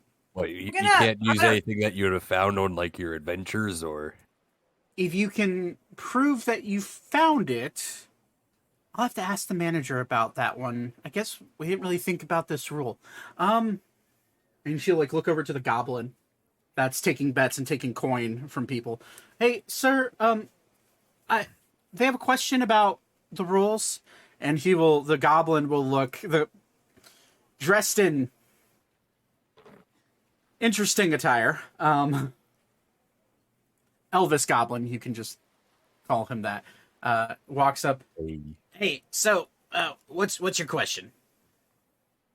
What if we found the magic item that that my friend here has, but we can't prove it? Interesting. I didn't think of this one through. Well, what kind of magic item is it? Invisibility cloak. I'm gonna pull it over my head, and then I'm gonna step behind him and see if I can try to take a couple coins out of his pocket. Roll a sleight of hand check with disadvantage because he watched you disappear.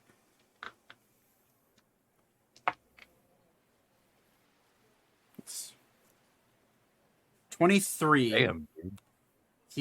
He's rolling with advantage because he saw you. Is that with the gloves too? Yeah, you get advantage with your glovies Right. top. So Well, my sleight of hand is plus 11, so right. So you're also wearing gloves of thievery, right? Yeah. Gloves Yeah. of thievery. Yep. Which does that give you advantage, or that gives you a plus something bonus? is it plus 5? I'd have to go look at the description again. I thought it was a +5.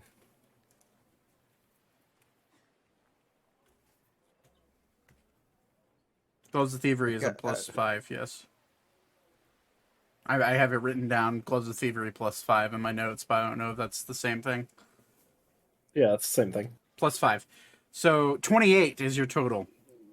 He rolled double 19s on his advantage, but that for his perception, that's still only a 23. So with a 28, you're able to steal the pot gold because he has that in his hand. However, he does have a side purse that's hanging off his waist belt, and you're able to just pluck that off, no problem. Inside of that side purse is 10 platinum and 5 gold. Seems to be some walking around money for Mr. Goblin. But you're able to Are you take doing that. that. Keep it or give it back to prove it. And then I'm gonna come back and say, look at him and say, I'm gonna pull one of the platinum out, and I'm gonna pull 2 of the platinum out, and then I'm gonna go, does this bag look familiar, sir? I think it's yours. And he'll like, Hey, that's a cool trick. Give that back. Now, can I get in the tournament? You can enter all you want. Can I use this skill? Yes. But you need to stay within the arena, first off, during your fight. No jumping up into the stands and wandering off invisible. You need to fight earnestly. Fine, if you want to enter, you can enter. Why, thank you. and Here's Believe- here's a 2 platinum tip for allowing me to enter. and he'll just look at you like, he'll just hold out his hand and gesture towards the bag. You've proved your point. Give me back my money. I did. Actually, here's 1 more platinum to put on my. You know, you don't have to enter if you don't want to. Who am I fighting? You? Whoever we decide. Please let it be Ori. I don't want to fight that. As long as it's not my own comrades. You'll eventually have to fight them if they're entering, and if you win.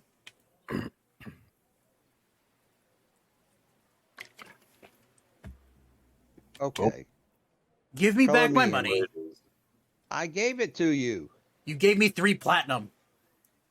He said he handed the rest back. To the Oh, first. I didn't read that. I didn't hear that. Yeah. Okay. Well, fine. Take his name down. I'm done with this. Enjoy the fight. Thank you, sir. Okay. The lady will look at you all. So your name's Thaddeus, and I heard Sterling because you're fucking loud. You're right. And where are the you? House of Sterling. I don't care. Where are you from? Where am I from? If you could say if you're from Savania, you could say you're from Savania. If you're from Ebrax, you could say I'm you're from from the- Ebrax. Elmsford Forest. Elmsford Forest. All right. And how do you spell your name? Is it STE or STA? STE. Starling. Starling, not Sterling. Gotcha. Sterling of the Elmswood Forest. Of Sylvania. Well, Born of the House of Sterling. Okay, I don't need a life backstory. What's your sneaky deaky? Gotcha. All right, we'll just put you down as stealth, rogue shit. All right, who's next? Okay, Elka's finally gonna push through everyone and be like, I'd like to sign up as well, please. Oh, well, hello. What's your name and which one would you like to sign up for? I'd like to sign up for the Beast. Oh, Tournament? okay. Can you give me one moment, dear? Just are you part of their group? Yes. Okay. Is there anybody else in your group that wants to sign up for the tournament before I flip this page? This one wishes to join the beasts as well. Okay. Well then, so Ori, Zane, and Thaddeus, you're signed up for the tournament. Just I need to read you. Well, you know, we'll wait until we sign up you two for the beasts. All right. Beasts. All right, what's your name, dear? And she look at you, Elka. Elka Burning Heart. Elka Burning Heart. That's a good name. Thank you. You immediately sense the like the attitude change between Elka and you guys. Well, dear, where are you from? I'm from Aru. And she'll just kind of like look bewildered. I kind of guessed given your heritage, but I just wow. Well, that'll get everyone in a stir. From Arun, okay. Yeah, her family fucks dragons. And a smack Zane. Dear, what's your preferred fighting style? Is it with those swords there on your side, or is there anything else you like to do? The rapiers. Rapier. So you're a light weapon user. All right. That should be interesting. Light weapon. All right, and then sir, and she'll look at you, Vaten. This one is Vaten. Vaten, how do you spell that? V-A-T apostrophe E-N. Just Vaten, no family name? Correct. Okay. And where are you from? Nowhere. Vaten from nowhere. I can write that down. Can't say that's the first time anybody's done that, but interesting. And then what's your preferred form of combat? Nature magics. Fire. Fire magics. I will write that down. Fire magic. All right.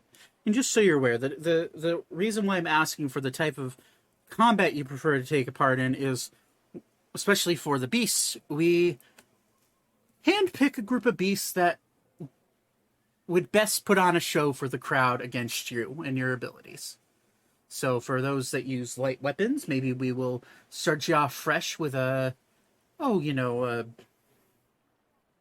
something like something basic like a boar or something easy to kill, and then we might throw a chimera at you or something along those lines. Now, is there anybody else? Does anybody else want to join in your group, and she'll look at Alara, who is clearly a child, and she just skips over her. Looks at Beep, and Beep just kind of like shakes his head no. Okay. All right. So let me read you the rules, and I want to make sure you are all aware of the risks that you are taking by entering this festival. For those that are in the tournament, where you're fighting other people, the tournament used to be to the death. However, we got many complaints because they thought that was too gruesome. However, there are rules for killing in the tournament. If both combatants agree to a fight to the death, it is allowed. But basic rules are generally knocked to unconscious or unable to fight. That decision will be made when you enter the ring. So if you're unwilling to fight to the death when you enter the ring, the other must be okay with it. And if they aren't, then they forfeit.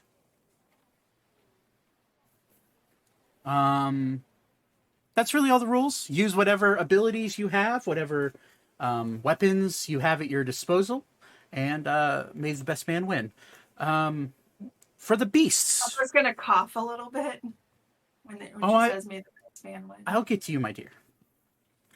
For the beasts, we've been putting you up against a gauntlet of beasts, all handpicked by our expert in all types of magical beasts. He's a zoologist of sorts. Now,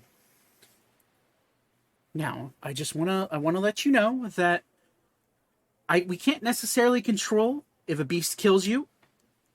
But what I can control, generally, if a beast is going in for a killing blow, there are people.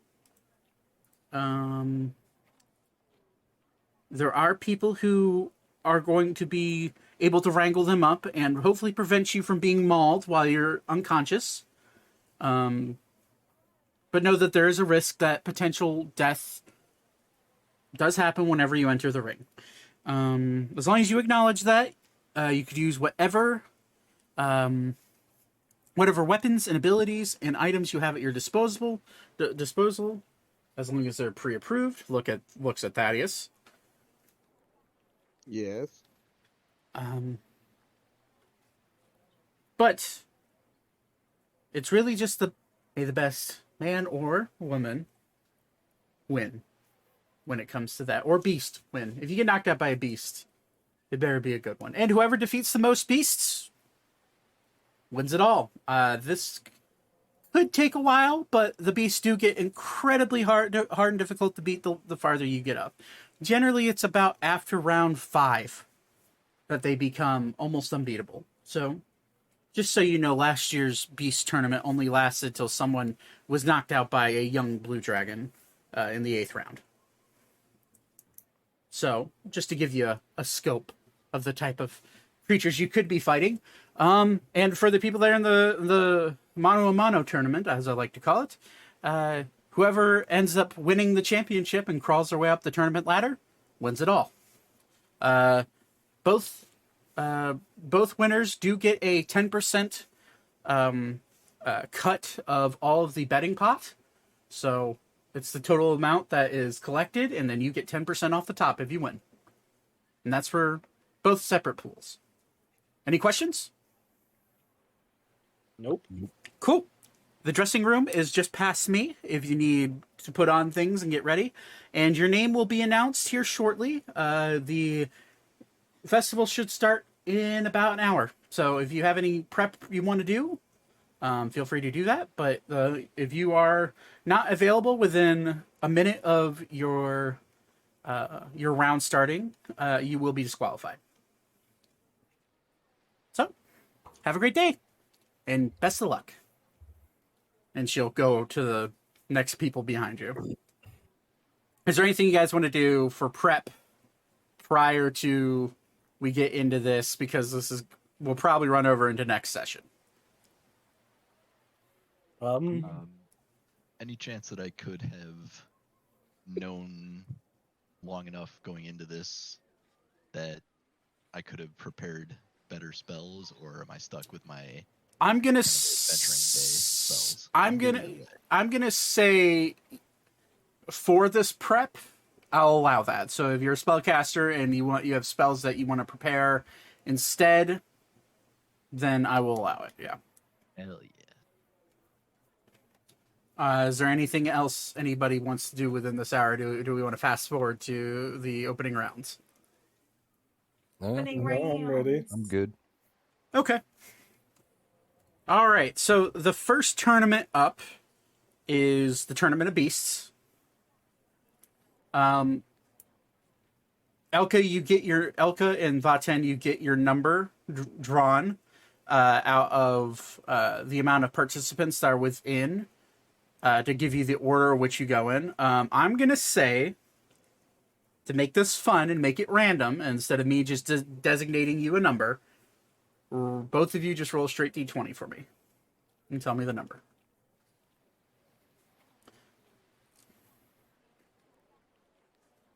Okay. 15. 15 as well? 14. 14. All right. So there's only 10 participants, so it's divided by half. So Elka will be going 7th and Vatem will be going 8th. So it takes some time. You're for those that are not taking part, you are guided up into the stands to watch, if you'd like to do so, and we will pull up the arena map.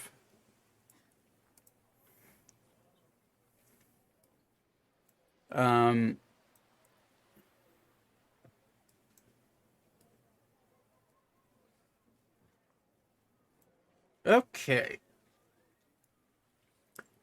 So time and time goes by, and eventually the announcer announces, "Whoa! He made it all the way to round 4. Give it up for our pride and joy of Arbington, Max, the Destroyer." And as all of you are looking, it is a tiny little goblin that is wearing full plate. And he has a shield bigger than his body, and he has a sword that's pretty big, but he's holding all of it up like it's nothing. It's like a little trash can. And he is flat on his back with what seems to be, all of you are watching, and he went through rounds of different types of beasts, smaller beasts like a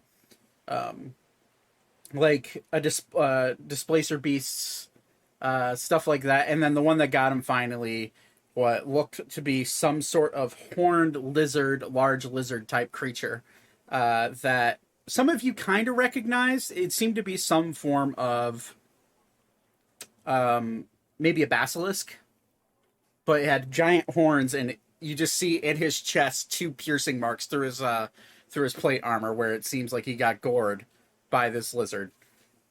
And next up, hailing from Arun. Ooh, a mystical place. A place seen in legend. You give it up for the small rabbit wonder, Elka Burning Heart.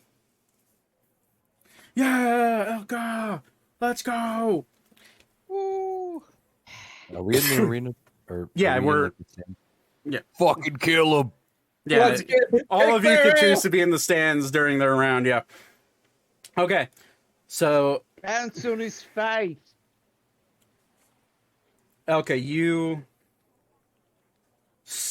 hear a screech come out from the other end of the Coliseum, coming from over here.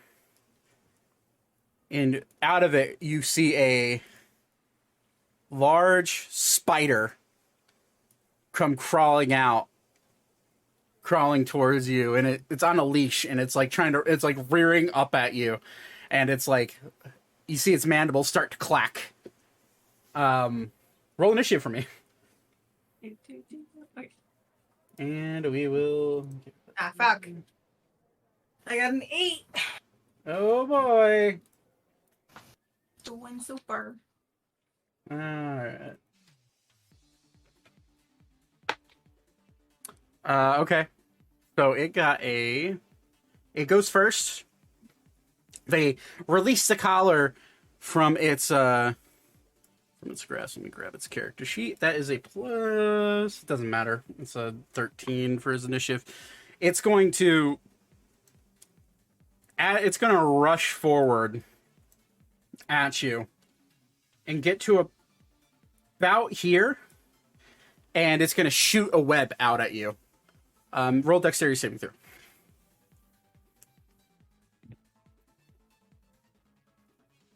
9. 9. That's a fail. Okay, hang on. Yep. So if I fail a dex saving throw, I can use my reaction to roll a d4. To see if it succeeds. Yeah, would that even matter? You can roll and find out. Okay. Roll a d4. 8. 4, so 13. As it grabs onto you, you burst out of the web. No problem. That was 13 was the DC. Perfect. And it kind of like looks at you, and it like prepares itself for whatever attack you're gonna bring on. Great. Pull out my rapiers. I got a 13 and a 19 Both to hit. hit. Great. You're killing a spider.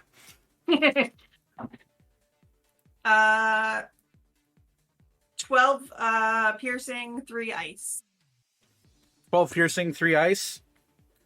You stab into it, and you see the ice start to form over the wound, and it looks very hurt after one stab.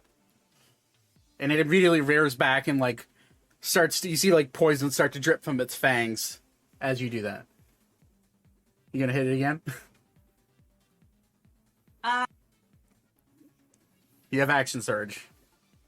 Yeah, but I don't want to use it on a fucking spider. True.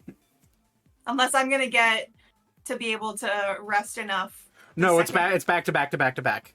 Okay, yeah, that's what I thought. Yeah. I don't get any short rests or anything. Nope. Okay, yeah, no, I'm not doing that. Okay, it's now its turn. It's gonna go for a bite attack against you. It's gonna rush forward and bite you. It's a natural 20. Okay, it hits, but it's not. It's not a crit? I don't get crit. That's right, because of your armor. Sucker. Okay.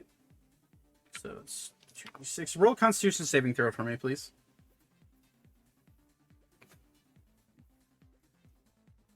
24. You're fine. 7 points of piercing damage, and you feel a rush of venomous or venomous like substance entering into your bloodstream, but you're able to shirk it off, no problem. It's going to. Does it multi-attack? It doesn't. It's just a spider. That's its turn. It's going to stay in combat with you. Desperate Right. animal. It's like it's just reaching forward, biting into you, trying to come at you. All right, I'm gonna go for it again. Okay, roll for it. Stab stabby. Oh shit. 11 and 12. Sorry. I Both did miss. 11 and 12, both miss. math. Boo. Uh, That's it. okay, it's gonna go to bite you again. That's a what was its plus to hit? It's 3. It's a 19 to hit. Nope. Damn. It's bites into you and its teeth bounce off your armor. Immediately looks angry. Best way you could describe it. And it rears up its mandibles where you can just see inside of its mouth, and you see the teeth inside of its mouth clacking. All But right, I'm aiming for the fucking mouth. all right. I got a 10 and an 18. 10 misses, 18 hits. All right, I got 6 piercing and 6 ice damage. How do you want to do this? I'm stabbing it in the face, and Just- it's gonna come out its eye, 2 of its bigger eyeballs. Yeah. Okay. I You see, mean, I guess 1 because only one of them hit. you see Elka Samwise this shit and just jab her rapier straight up into the mouth, and you just see the eyes just start to bulge out and poof, shoot out with ice, and it falls dead on your arm. You take out your rapier, whisk a little green spider blood away, and immediately 3 individuals, which you've seen do this now a few times, dressed in the rodeo clowns. They run out and immediately start to drag the dead spider out. And immediate cheers. Yeah! All of you in the crowd, you hear, place your bets. How far will Elk go? Guess correctly and double your money.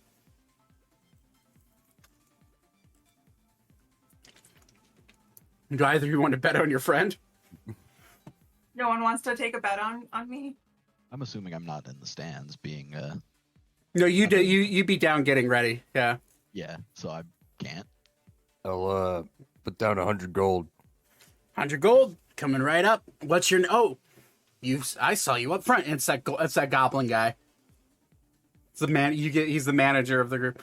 Oh, Ori, gotcha. All right, 100 gold. How far do you think she's gonna go? Guess the round. How many are there? As many as she lasts. Generally, between you and me, we only have prepped up to 15. But most people have never made it past 7. 8. You think she's gonna go to 8? Yeah, I believe in her. All right. Just so you know, you do get your money back if you guess within one of the rounds. So, if she goes 7 rounds, you get your money back. If she goes 9, you get your money back. But if she goes over or under either of those, you lose. Noted. All right. Anybody else in this group? Want to vote? Yeah. Want to root for your friend? I'm rooting for her, but I am not quite the betting man. I'll put 50 gold on her for 6. 6 rounds, same rules apply. All right. And you were noisy elf guy. I'm kidding. You're Thaddeus. All right. Sounds good. And then you'll just see him walk by. Place your bets. How far will the girl from our room go? Okay. So, Elka, you kind of wipe off your blades and kind of recenter yourself.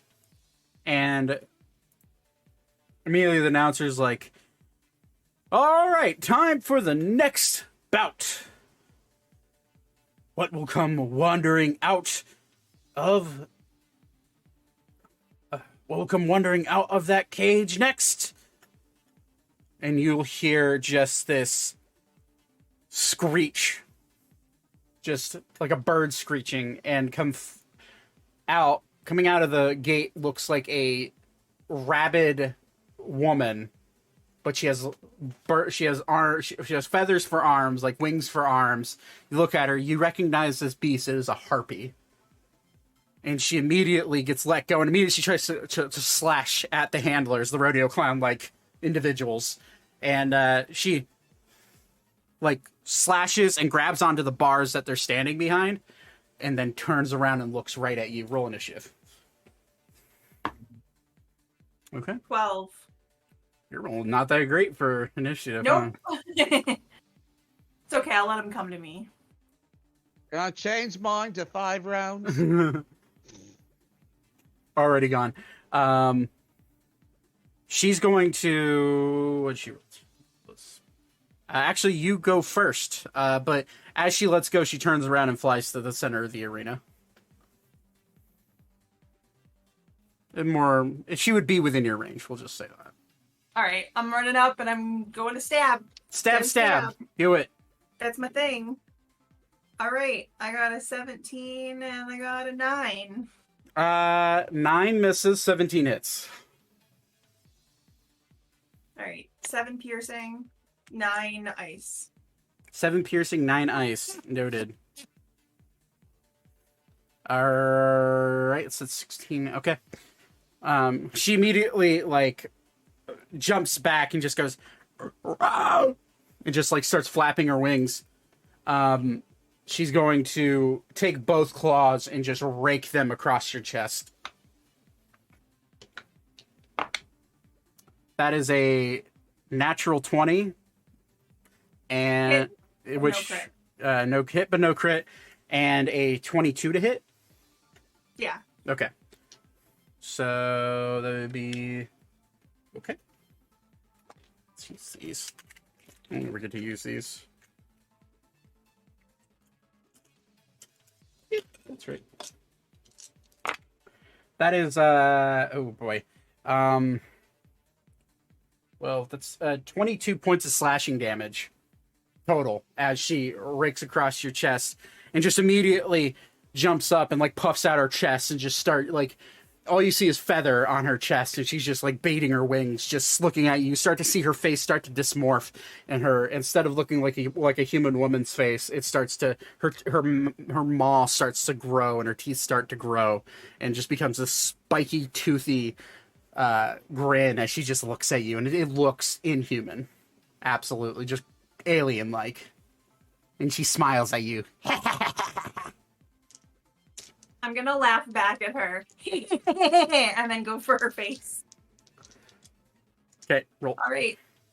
So I rolled a 19, so that's 26. It So that's hits. a crit. Yeah, it hits. And then I have a 19. Okay, both hit. See, Does the ice get doubled? all damage die double on a crit. Yeah. Okay, so 10 piercing and 10 ice. I rolled a fucking 1 on my. Ouch. Okay, so 10 piercing, 10 ice. That's 20. She's still standing. Even after the crit, she's just. You see her feathers start to beat slower, and her feet start to get closer to the ground. And she looks at you, and now her face is morphed into almost. The teeth look like an anglerfish. Just to give you a point of reference.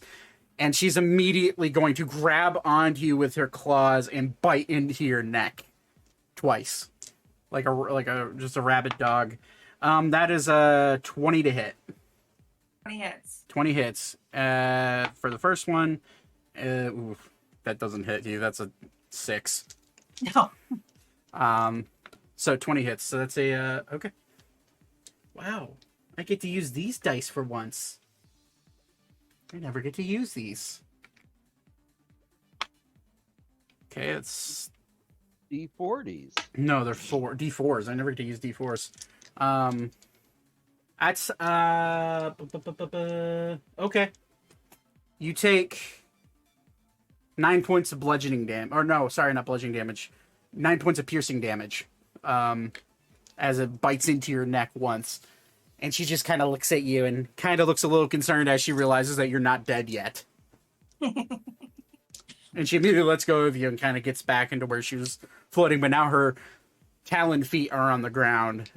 Wings spread out as much as she can with her claws out, waiting for you. All right. I'm going in for another stab. Go for it. It's an 8 and a 23. 8 misses, 23 definitely hits. Did you roll ones again? I rolled 2 1s for my ice, and I rolled a 2 for my piercing. So 4 full damage, 2 and 2. Jesus fucking Christ. How do you want to do this? I wanna. Oh, she's dead. Yeah, she had 4 HP left. I'm going to use my rabbit hop to jump up in the air and then just come down on top of her. As you see her jump up, the harpy immediately tries to lash out at you as you jump up, but your jump doesn't invoke an attack of opportunity. And as she misses and swings wide, you bring both rapiers down and just stab right into her clavicles and just bring her down to the ground. And you just see her anglerfish-like face just immediately morph back to a human face and just look at you with the saddest eyes as she takes her last breath. And her eyes glaze over and she is dead. Zach, quick question. Yeah. Are potions allowed to be used? Any magical item you have on person, you're allowed to use. In between them taking her out and bringing in the next one, can I use one of my... It's roughly a 3-minute break, so yeah, easily. Okay. If I down my greater potion of healing, and Okay. that's 30 hit points. 30 hit points back, yeah, because you're drinking it. Yep. Okay. And immediately the crowd erupts as you do that. You jump up, show of acrobatics as you stab down into this harpy, and immediately they drag her off. And as you down the potion, everyone starts to be like, "Ah, she's using potions. Why doesn't everyone else think about that?" But as you sit there and wait, you hear a boom boom, big heavy footsteps coming down the tunnel, and out what comes next. You recognize this creature. It is an ogre. Walks out and just looks at you and just goes, "Roar!" Rushes in. Roll initiative again. I feel like there's a very steep incline of how monstrous these are. 18. Okay, Shrek's okay. He'll be nice. Oh, actually, Body- ogre's actually it's the perfect step up actually HP wise. Okay, sorry, you said 18 for initiative. Natural 1 on its initiative. Oddly enough, its dex is -1, so that's 0 on its initiative. You go first. It doesn't even know it's in combat. It's just looking like, huh? All right. So it ran up to her and then tripped and fell and looked at her and said, "Hi." Yeah, pretty much. All right. Your turn. Great.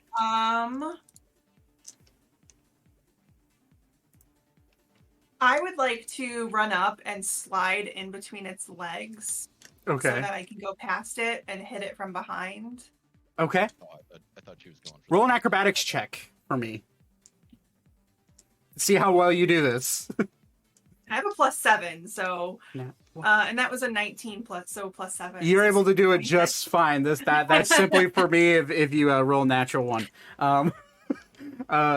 Where I just like run and smack into his balls. Yeah, you just trip and your head just smacks into his loincloth.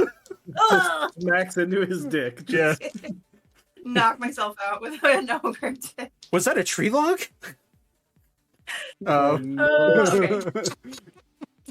Oh, I rolled 16 on both my die. So math is fun. 23 and 23. They both hit.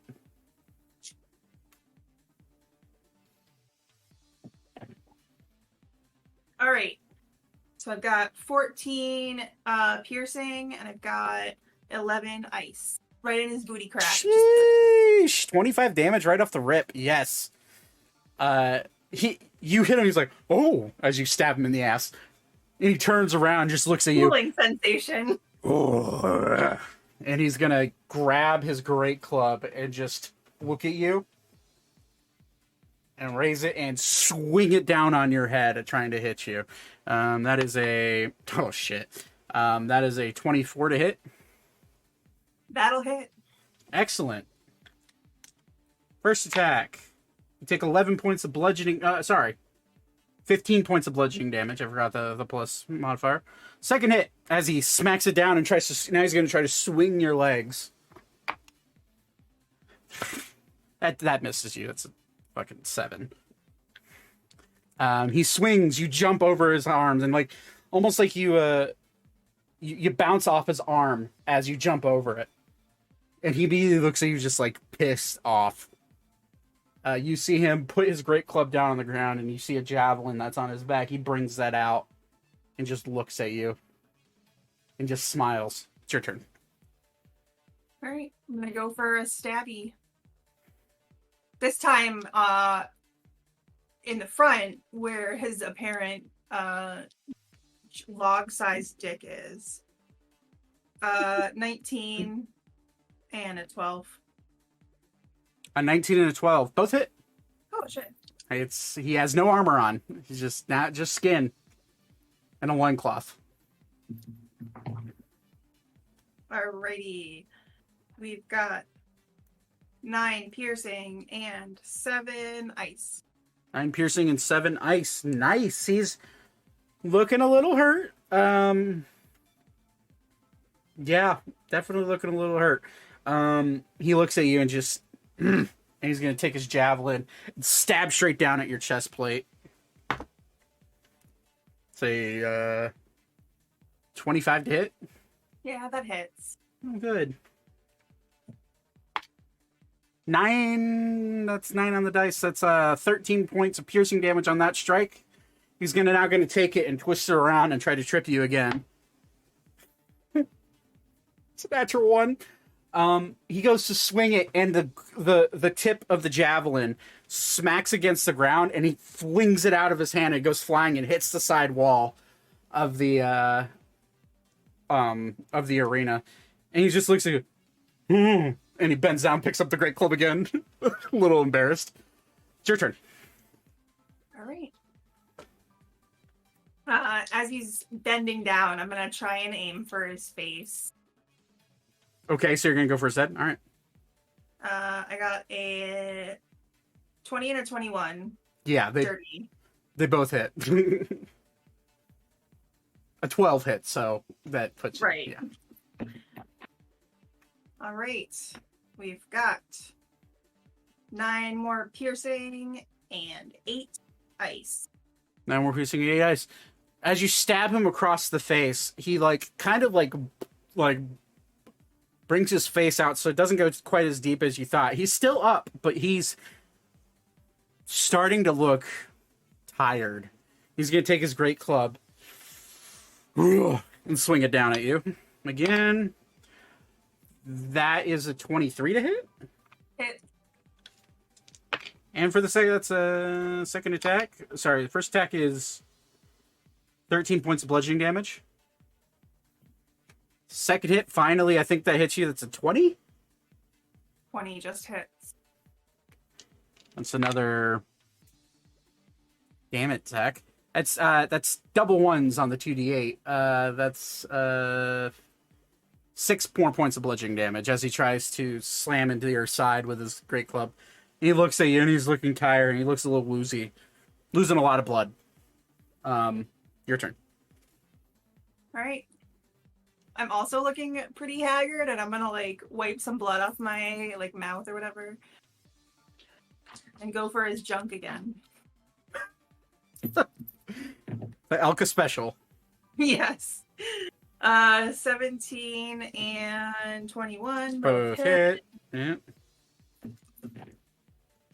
We've got 3 piercing and 8 ice. 3 piercing and 8 ice. Oddly enough, you stab into his junk and immediately puts his hands over it, over his nuts, and he's like, "Argh!"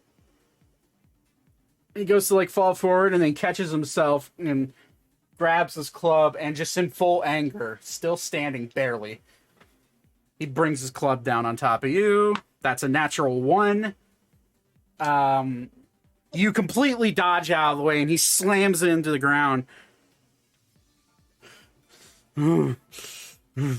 He's gonna swing wildly with his second attack. He's gonna roll disadvantage with that because of the natural 1. He's gonna swing so wildly, in fact, that the club slips out of his hand and goes flying. That's another fucking natural 1, Zach. Chill. Play game. I want to hurt you guys. This is my only chance to do it. Really hurt right now. I'm just This is saying. our last combat.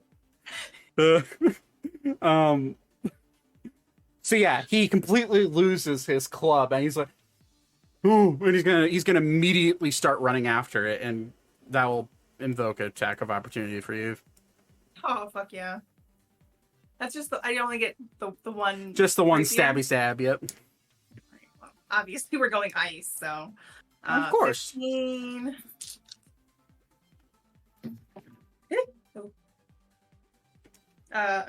1 piercing, 4 ice. I could roll He had so one- much better. He had 1 HP left, Well, so you stab him in Stab the him. back, and he just falls to the ground, dead, no longer breathing. All the crowd cheers, like, yeah! It's you're looking a little hurt though. yeah. So I'm gonna do when we're done, one of my superior healing potions, which is Okay, you can pop that. how much is that? That's 42 total, I believe. I may be wrong.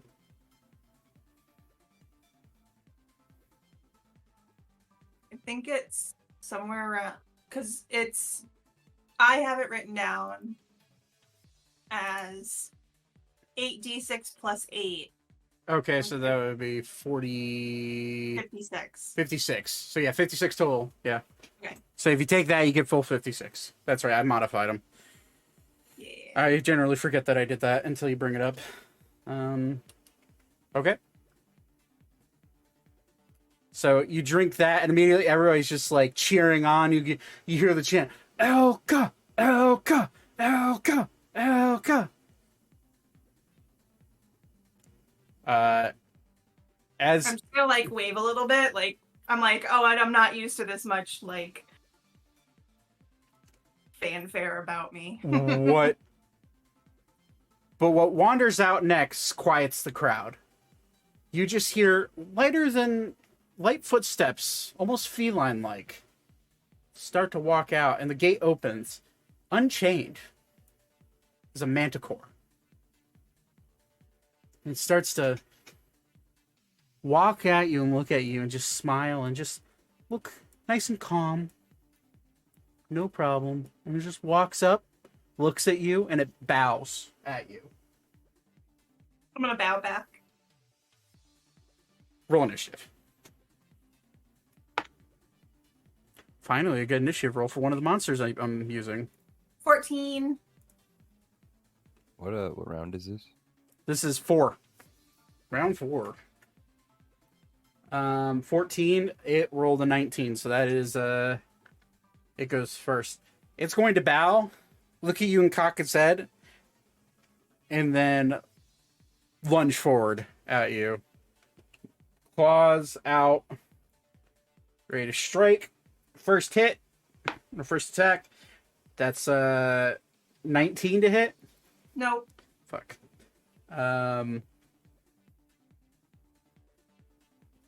It's then going to take its tail up, and you see spikes shoot out of it, and it's going to shoot it down at you. Roll dexterity saving throw.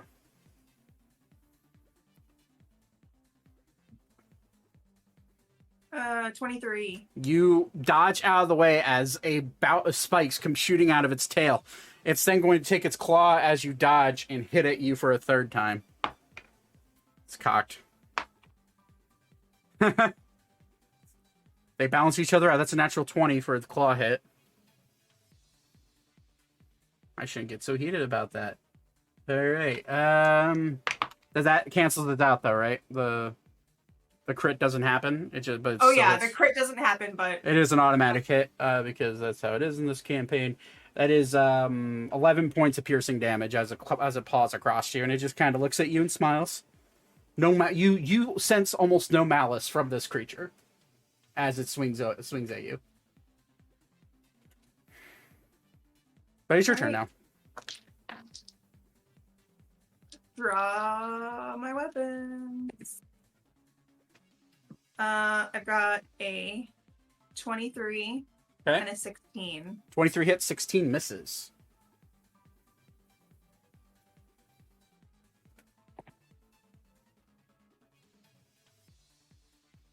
Two piercing, Two 6 ice. piercing, so that's 8 points. Cool. All right, it's its turn. It's gonna take its tail, raise it up, and shoot more spikes at you. Roll dexterity saving throw.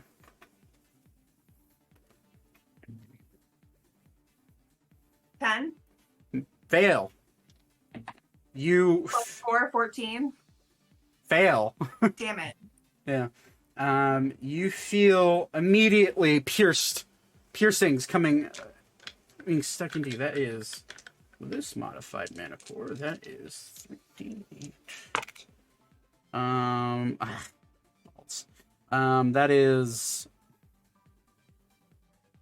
12 points of piercing damage for the first hit. It's now going to take its teeth and try to bite into you. As you fail to dodge out of the way. Yeah, it hits you. It's 23. For the teeth, it's 1d8 plus 3. That's 9 points of piercing damage. And for the third attack with its claw, that's gonna miss you. That's 12. And it's kind of looking at you. At this point, you do start to sense a little frustration from it. Almost like it's mad that it missed you that time. But your turn. I'm gonna smile a little bit and go and just be like, not used to something so much faster than you. And then stab it. Okay. For a dirty 20 and a 21. Both hit.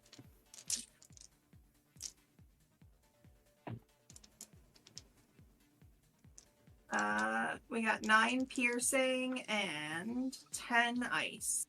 9 piercing and 10 ice. Okay. Still looking pretty normal.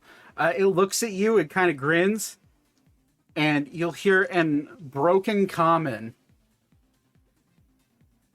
you're strong. And kind of look at you and smile. You look at the face, it looks almost human-like, but with a lion's mane and teeth. Okay, but that's your turn. It's going to now take its tail, raise its tail up higher, and start shooting down at you multiple times. Roll.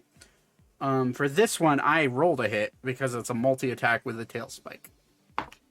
First one, that's a miss. That's a 3. Second one, that's also a miss. That's a 5. That one hits. That's a 24 to hit. A little weaker when it does targeted attacks. This is 9 points of piercing damage as one of the spikes shoot into you. As a bonus action, it's going to use its tail spike regrowth, and you're going to see spikes shoot out.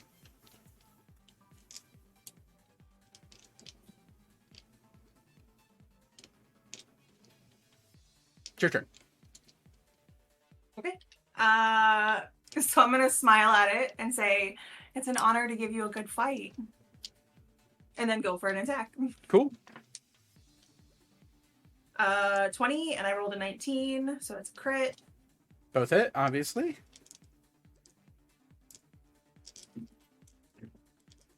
All right. So I got 16 was my crit, and then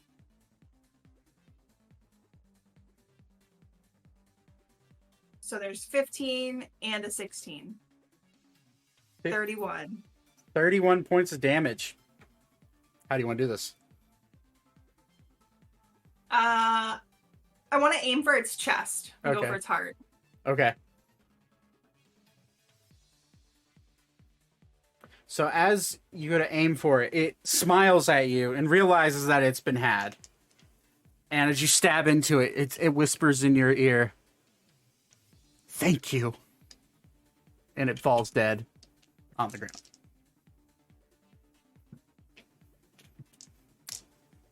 Cheers immediately erupt. Moans and cheers. A lot of people didn't. You get the sense that a lot of people bet for you to go past round 4. But as the clowns run out and they just run out and drag this thing away, is there any healing you want to do, or did you not get hurt enough to heal? I'm healing. I'm taking Okay. another greater, which will give me 30 more points. Okay.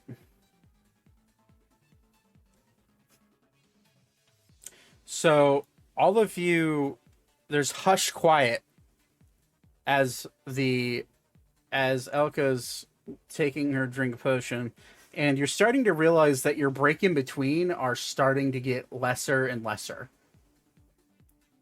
And then all of a sudden, wandering out of the tunnel is the same basilisk-like creature that was fighting the goblin in the previous round.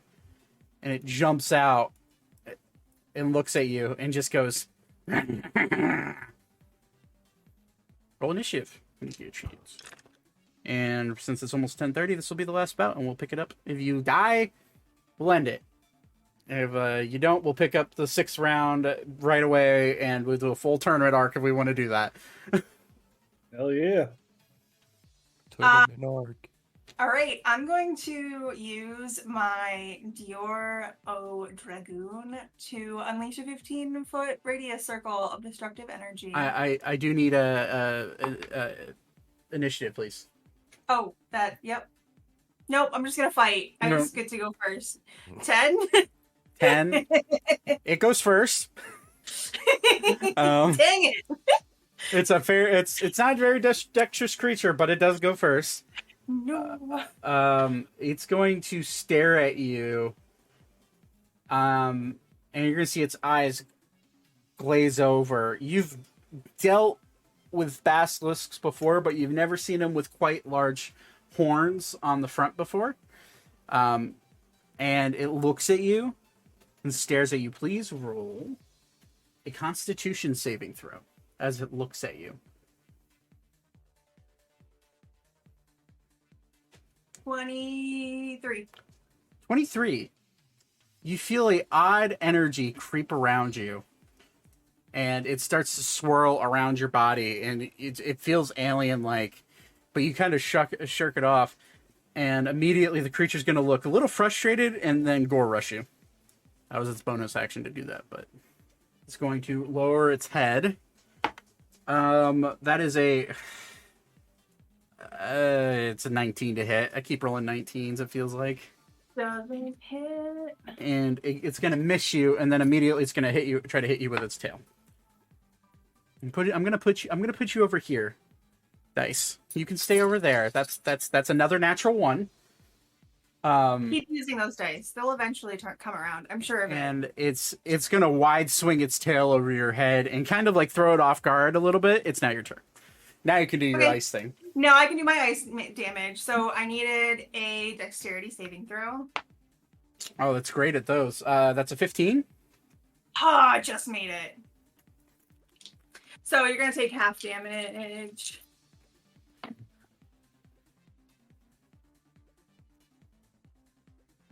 Five damage, 5 ice damage. Okay. It kind of like steps over the ice as it hits in, like punches into its arms. Kind of like stares at you, but you know. All right. So anything you want to move? You want to do anything like that? Yeah, I'm gonna. Does this? Yeah, I'm gonna use my rabbit hop to go back here. Okay. Doesn't invoke attack of opportunity. Good job.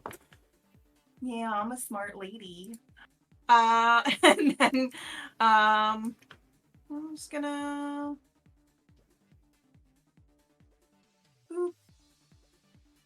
run over here. Okay. So you jump over there, and immediately it looks really pissed because you got that far away. How far away are you from it? All right, it's going to move forward. It's going to jump forward 20 feet. Oh, God. I just dumped some D4s on the ground. Oh, well. Or not D4s, D8s. It's going to just stare at you. Make another... its eye's going to glow again. Make another Constitution saving throw.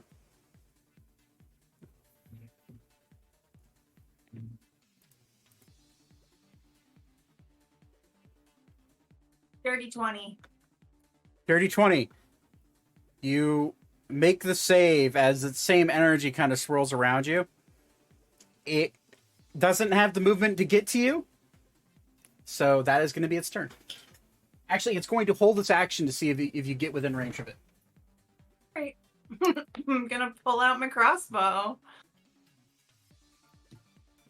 Because why the fuck not?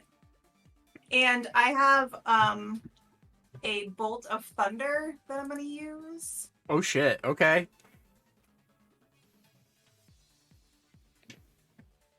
Um, 23 to hit. Definitely hits. So we have a D8 and then I have a D6. All right, 5 lightning damage, 2 piercing. Lightning or thunder? Lightning. Lightning, okay. That's what I have written down. Okay. I know it says thunderbolt, but I wrote down lightning. Gotcha. So. Okay, so that's yeah. So sorry, what was the damage amount? Total was 7. Total was 5 lightning, 2 piercing. You see the lightning do a little bit more damage than you expected. And immediately it starts to zap it, and you see it kind of look very frustrated that you just did that to it. So that'd be okay. 12 points total. But that is your turn, right? Unless you want to move more. Let's go a little further. Let's go out. Trying to figure out what the farthest away. I only move 30, right? Yeah. Oh, God damn it. Come at me, bro. Literally playing cat and mouse right now. It's gonna get to Lizard and bunny. Lizard and bunny. It's gonna get to right there. Realize that you're out of range, and then it's gonna stare at you again. Make another Constitution saving throw. I thought that was our game. Oh wow, 21. 21 save Sorry, from couldn't resist. from the cheap seats. Jeez. It's gonna hold its action if you get close to it to bite at you. All right. Because that's all it can do, because you nimble little asshole. I'm gonna run over here and I'm gonna do another thunderbolt. Okay. Everyone's just like, at this point you start to hear cheers, you also start to hear boos, and you're like, come on, twist its dick! Does it have a dick? I don't know. Kill it! 17? 17 just hits. Oh, okay. All right. 8 lightning, So 16 lightning. 7 piercing. Okay. No, 8 was the total. 8 was the total? I rolled a 4. Sorry. Yeah, gotcha. I apparently doubled it without thinking about it. That's fine. You can do that just now that I know you're doing that. Just do that. Sorry. Okay, so sorry. So that's 15 8 total. and 7, yeah. Okay. All right, I got the number. Gotcha. Okay. It's gonna look very angry and wander to right. Well, yeah. How far away? It was right here. Fucking hell. It's yeah. It's gonna go right there and be very angry at you and stare at you again. Make another con save. Nat 20. Fucking hell. It's gonna hold its attack for if it gets close to you. Your turn. This is more fun because I know Zach is getting upset. Are you just baiting it around this whole Yeah, time? let's Yes. just kind of get around. Yeah. Oh, Yeah, all I'm even right. more glad that we're ending tonight.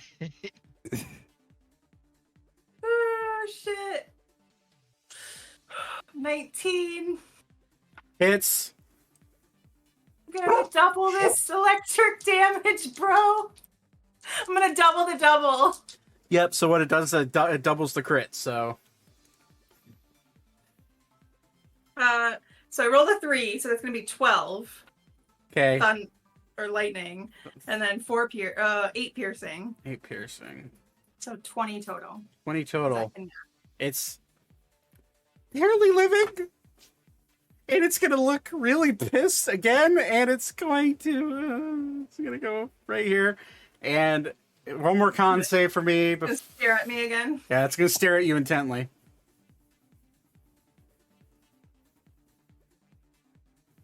21. Yeah. You save. Your turn.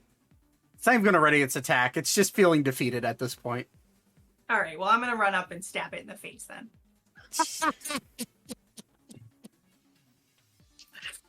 I can tell I've weakened its resolve to get close enough. Sure. Yes. That's how that exactly what works. it is. That's how that works. All right. That's an 18 Hits. and a 21. Also Which hits. also hits.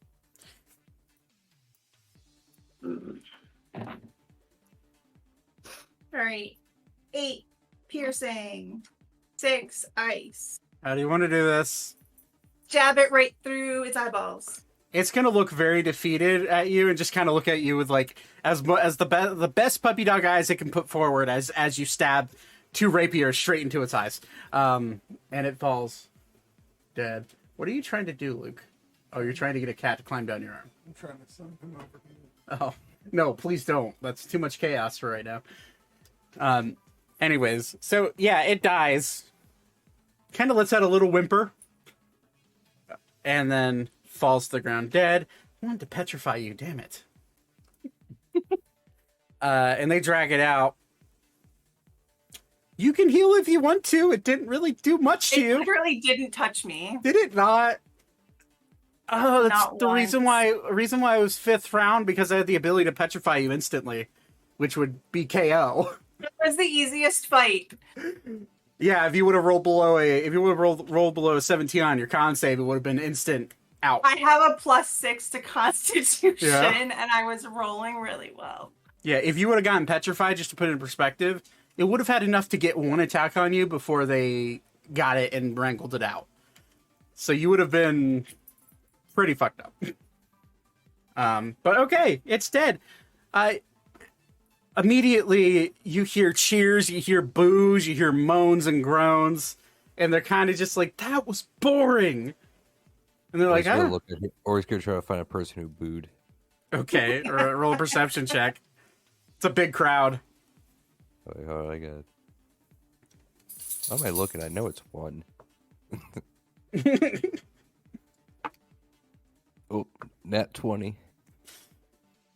21. There's a person like 15 feet away from you. It's like it's a goblin that's booing, going, "Boo! You suck! Anybody could have killed that thing." We're just gonna walk up to the goblin and just pick it up by its shirt, be like, "Quiet." Roll an intimidation check with advantage. Big 10-foot minotaur walking up out of the stand out of nowhere and grabbing someone. Yeah. My intimidation. Oh, I did chuck him in there. +8 intimidation. Holy shit. 23. He just goes, "Yes, sir." He just looks at Thank you. you. You'll see me again and he'll walk away. His eyes will widen. Or he just means he'll see him in the tournament again. He's not gonna kill him, but Okay. You look at you'll look out, Elka, and immediately you smell a similar smell that came Smells smelly. Sorry. that smells smelly, yes. A similar smell that was very present in Artemis. A kind of an electric fire like smell. And wandering out of the tunnel, you see a blue like lizard creature. If it would load, that'd be great. I think roll 20 just died on me. You see a young blue dragon start to wander out very calmly, out of the tunnel. There we go. Blue dragons are ice, aren't they? No, you would know this because of Artemis. They are lightning. Oh, right. I would know that. And Literally just was there. It is a smaller young blue dragon than you anticipated. We also traveled with one, so she would know it from. You would also know that a blue dragon because of Aragon, but it looks like this dragon is just out of its wormling stage, just barely getting to the point where it can be even considered a dragon, and it's gonna wander out and look at you and just kind of like sheepishly smile at you, and that's where we're on to next session because it's 10:30. Kind of baby dragon. And we will get into the next round of Elka's bout, as well as any shenanigans that you guys are allowed to do whatever the hell you want in the crowd. If you guys want to try to incite some cheers, if you want to try to rob people, you can do that. But And I have a 1 to animal handling. There's no way I'm going to be able to tame a baby dragon. I mean, It's not even the same color as me. I can find a DC for that. roll really high. If I roll a nat 20, is it then my friend? And I will forfeit the rest of the matches? Maybe. Bit. All right. If that's what you want to do. Everyone has Right. choices in this game. I'll do it right now. If I get a d20, I get to be friends with it. If that's what you want to try to do before we end it, you can do that. Beep. Play a tune. I rolled an 11. I rolled half as good. So we're just kind of like acquaintances. It looks at you and just kind of nods its head, like kind of tilts its head to the side, and then lunges forward, and that's where we'll end tonight's session. Whoa. I'm a dragon too. Be my friend. Yeah, 11 won't cut it. I know. Okay, well, we will pick this up next week, immediately starting with Elka's bout with the young blue dragon, see if she can get past him. If she gets past round 6, you guys who betted are going to start getting money back. And then we'll hop into Vaten's, and hopefully his goes just as well. And then after that, we can get into the actual tournament, and we could have... Every good D&D actual play needs to have a good tournament arc, and that's what this is, I guess. So I'm going to use the next week to fully dive into this tournament, because I didn't expect all of you to enter, pretty much. So I got to make more NPC. That. I fully expected Ori and maybe you, Elka, and maybe Zane to enter. I did not expect Vaten, Thaddeus, I did not expect Vaten or Thaddeus to enter Out of character, at all. out of character, I will be completely honest with you. I thought you were like telling me without telling me when you had Beep watch Alara. Oh no, that like so I asked Austin if Beep would be interested in entering a tournament, and Austin's like, fuck no. So Okay, well, that's all that was. That's the biggest reason I actually went through with it, is because he kind of, I took that as like implying like, yeah, you should probably go ahead and enter. If you want to, I mean, like, listen, this game is full of choices, and if you don't want to do anything, you can just sit down and enjoy the show. Oh no, game on! I'm in. So Yeah. Well, Kill one thing, get bored, leave. Yeah. Makes friends with the wild tournament. makes friends with the wild boar that I'm gonna stick against them. Yeah, what if Vaten just makes friends with all the creatures that come out? I was gonna say, I think I have an 8 in animal handling. That wouldn't shock me. You are a druid. At least a 5. Yeah. All right. I will be right back. You can save it. All right, everyone. Thank you for watching. I know this is a 1v1 episode, and it will begin that way next episode, and then hopefully we'll start to get into seeing more people. These guys haven't exactly had a chance to do full-blown combat, like individual combat, in a very long time. So I figured I'd give this option to them if they felt like doing it, and they took it. So we'll see what next week brings, and hopefully this tournament arc. I'll say, and it's a tournament arc at this point. Hopefully this becomes entertaining, and maybe, just maybe, one of them will die or one of them will win. We'll see. But anyways, thank you for watching. I love every single one of you. Have a good night, and I'll catch you guys next Sunday. Reminder that everything, if you had to step out at any time, the full episode will be uploaded on our YouTube tomorrow, as well as be uploaded on all the podcasting formats and sites at 5:30 p.m. Eastern time. I will be scheduling that to go out hopefully tonight. So, everyone have a wonderful night. I'll catch you guys later. Peace out.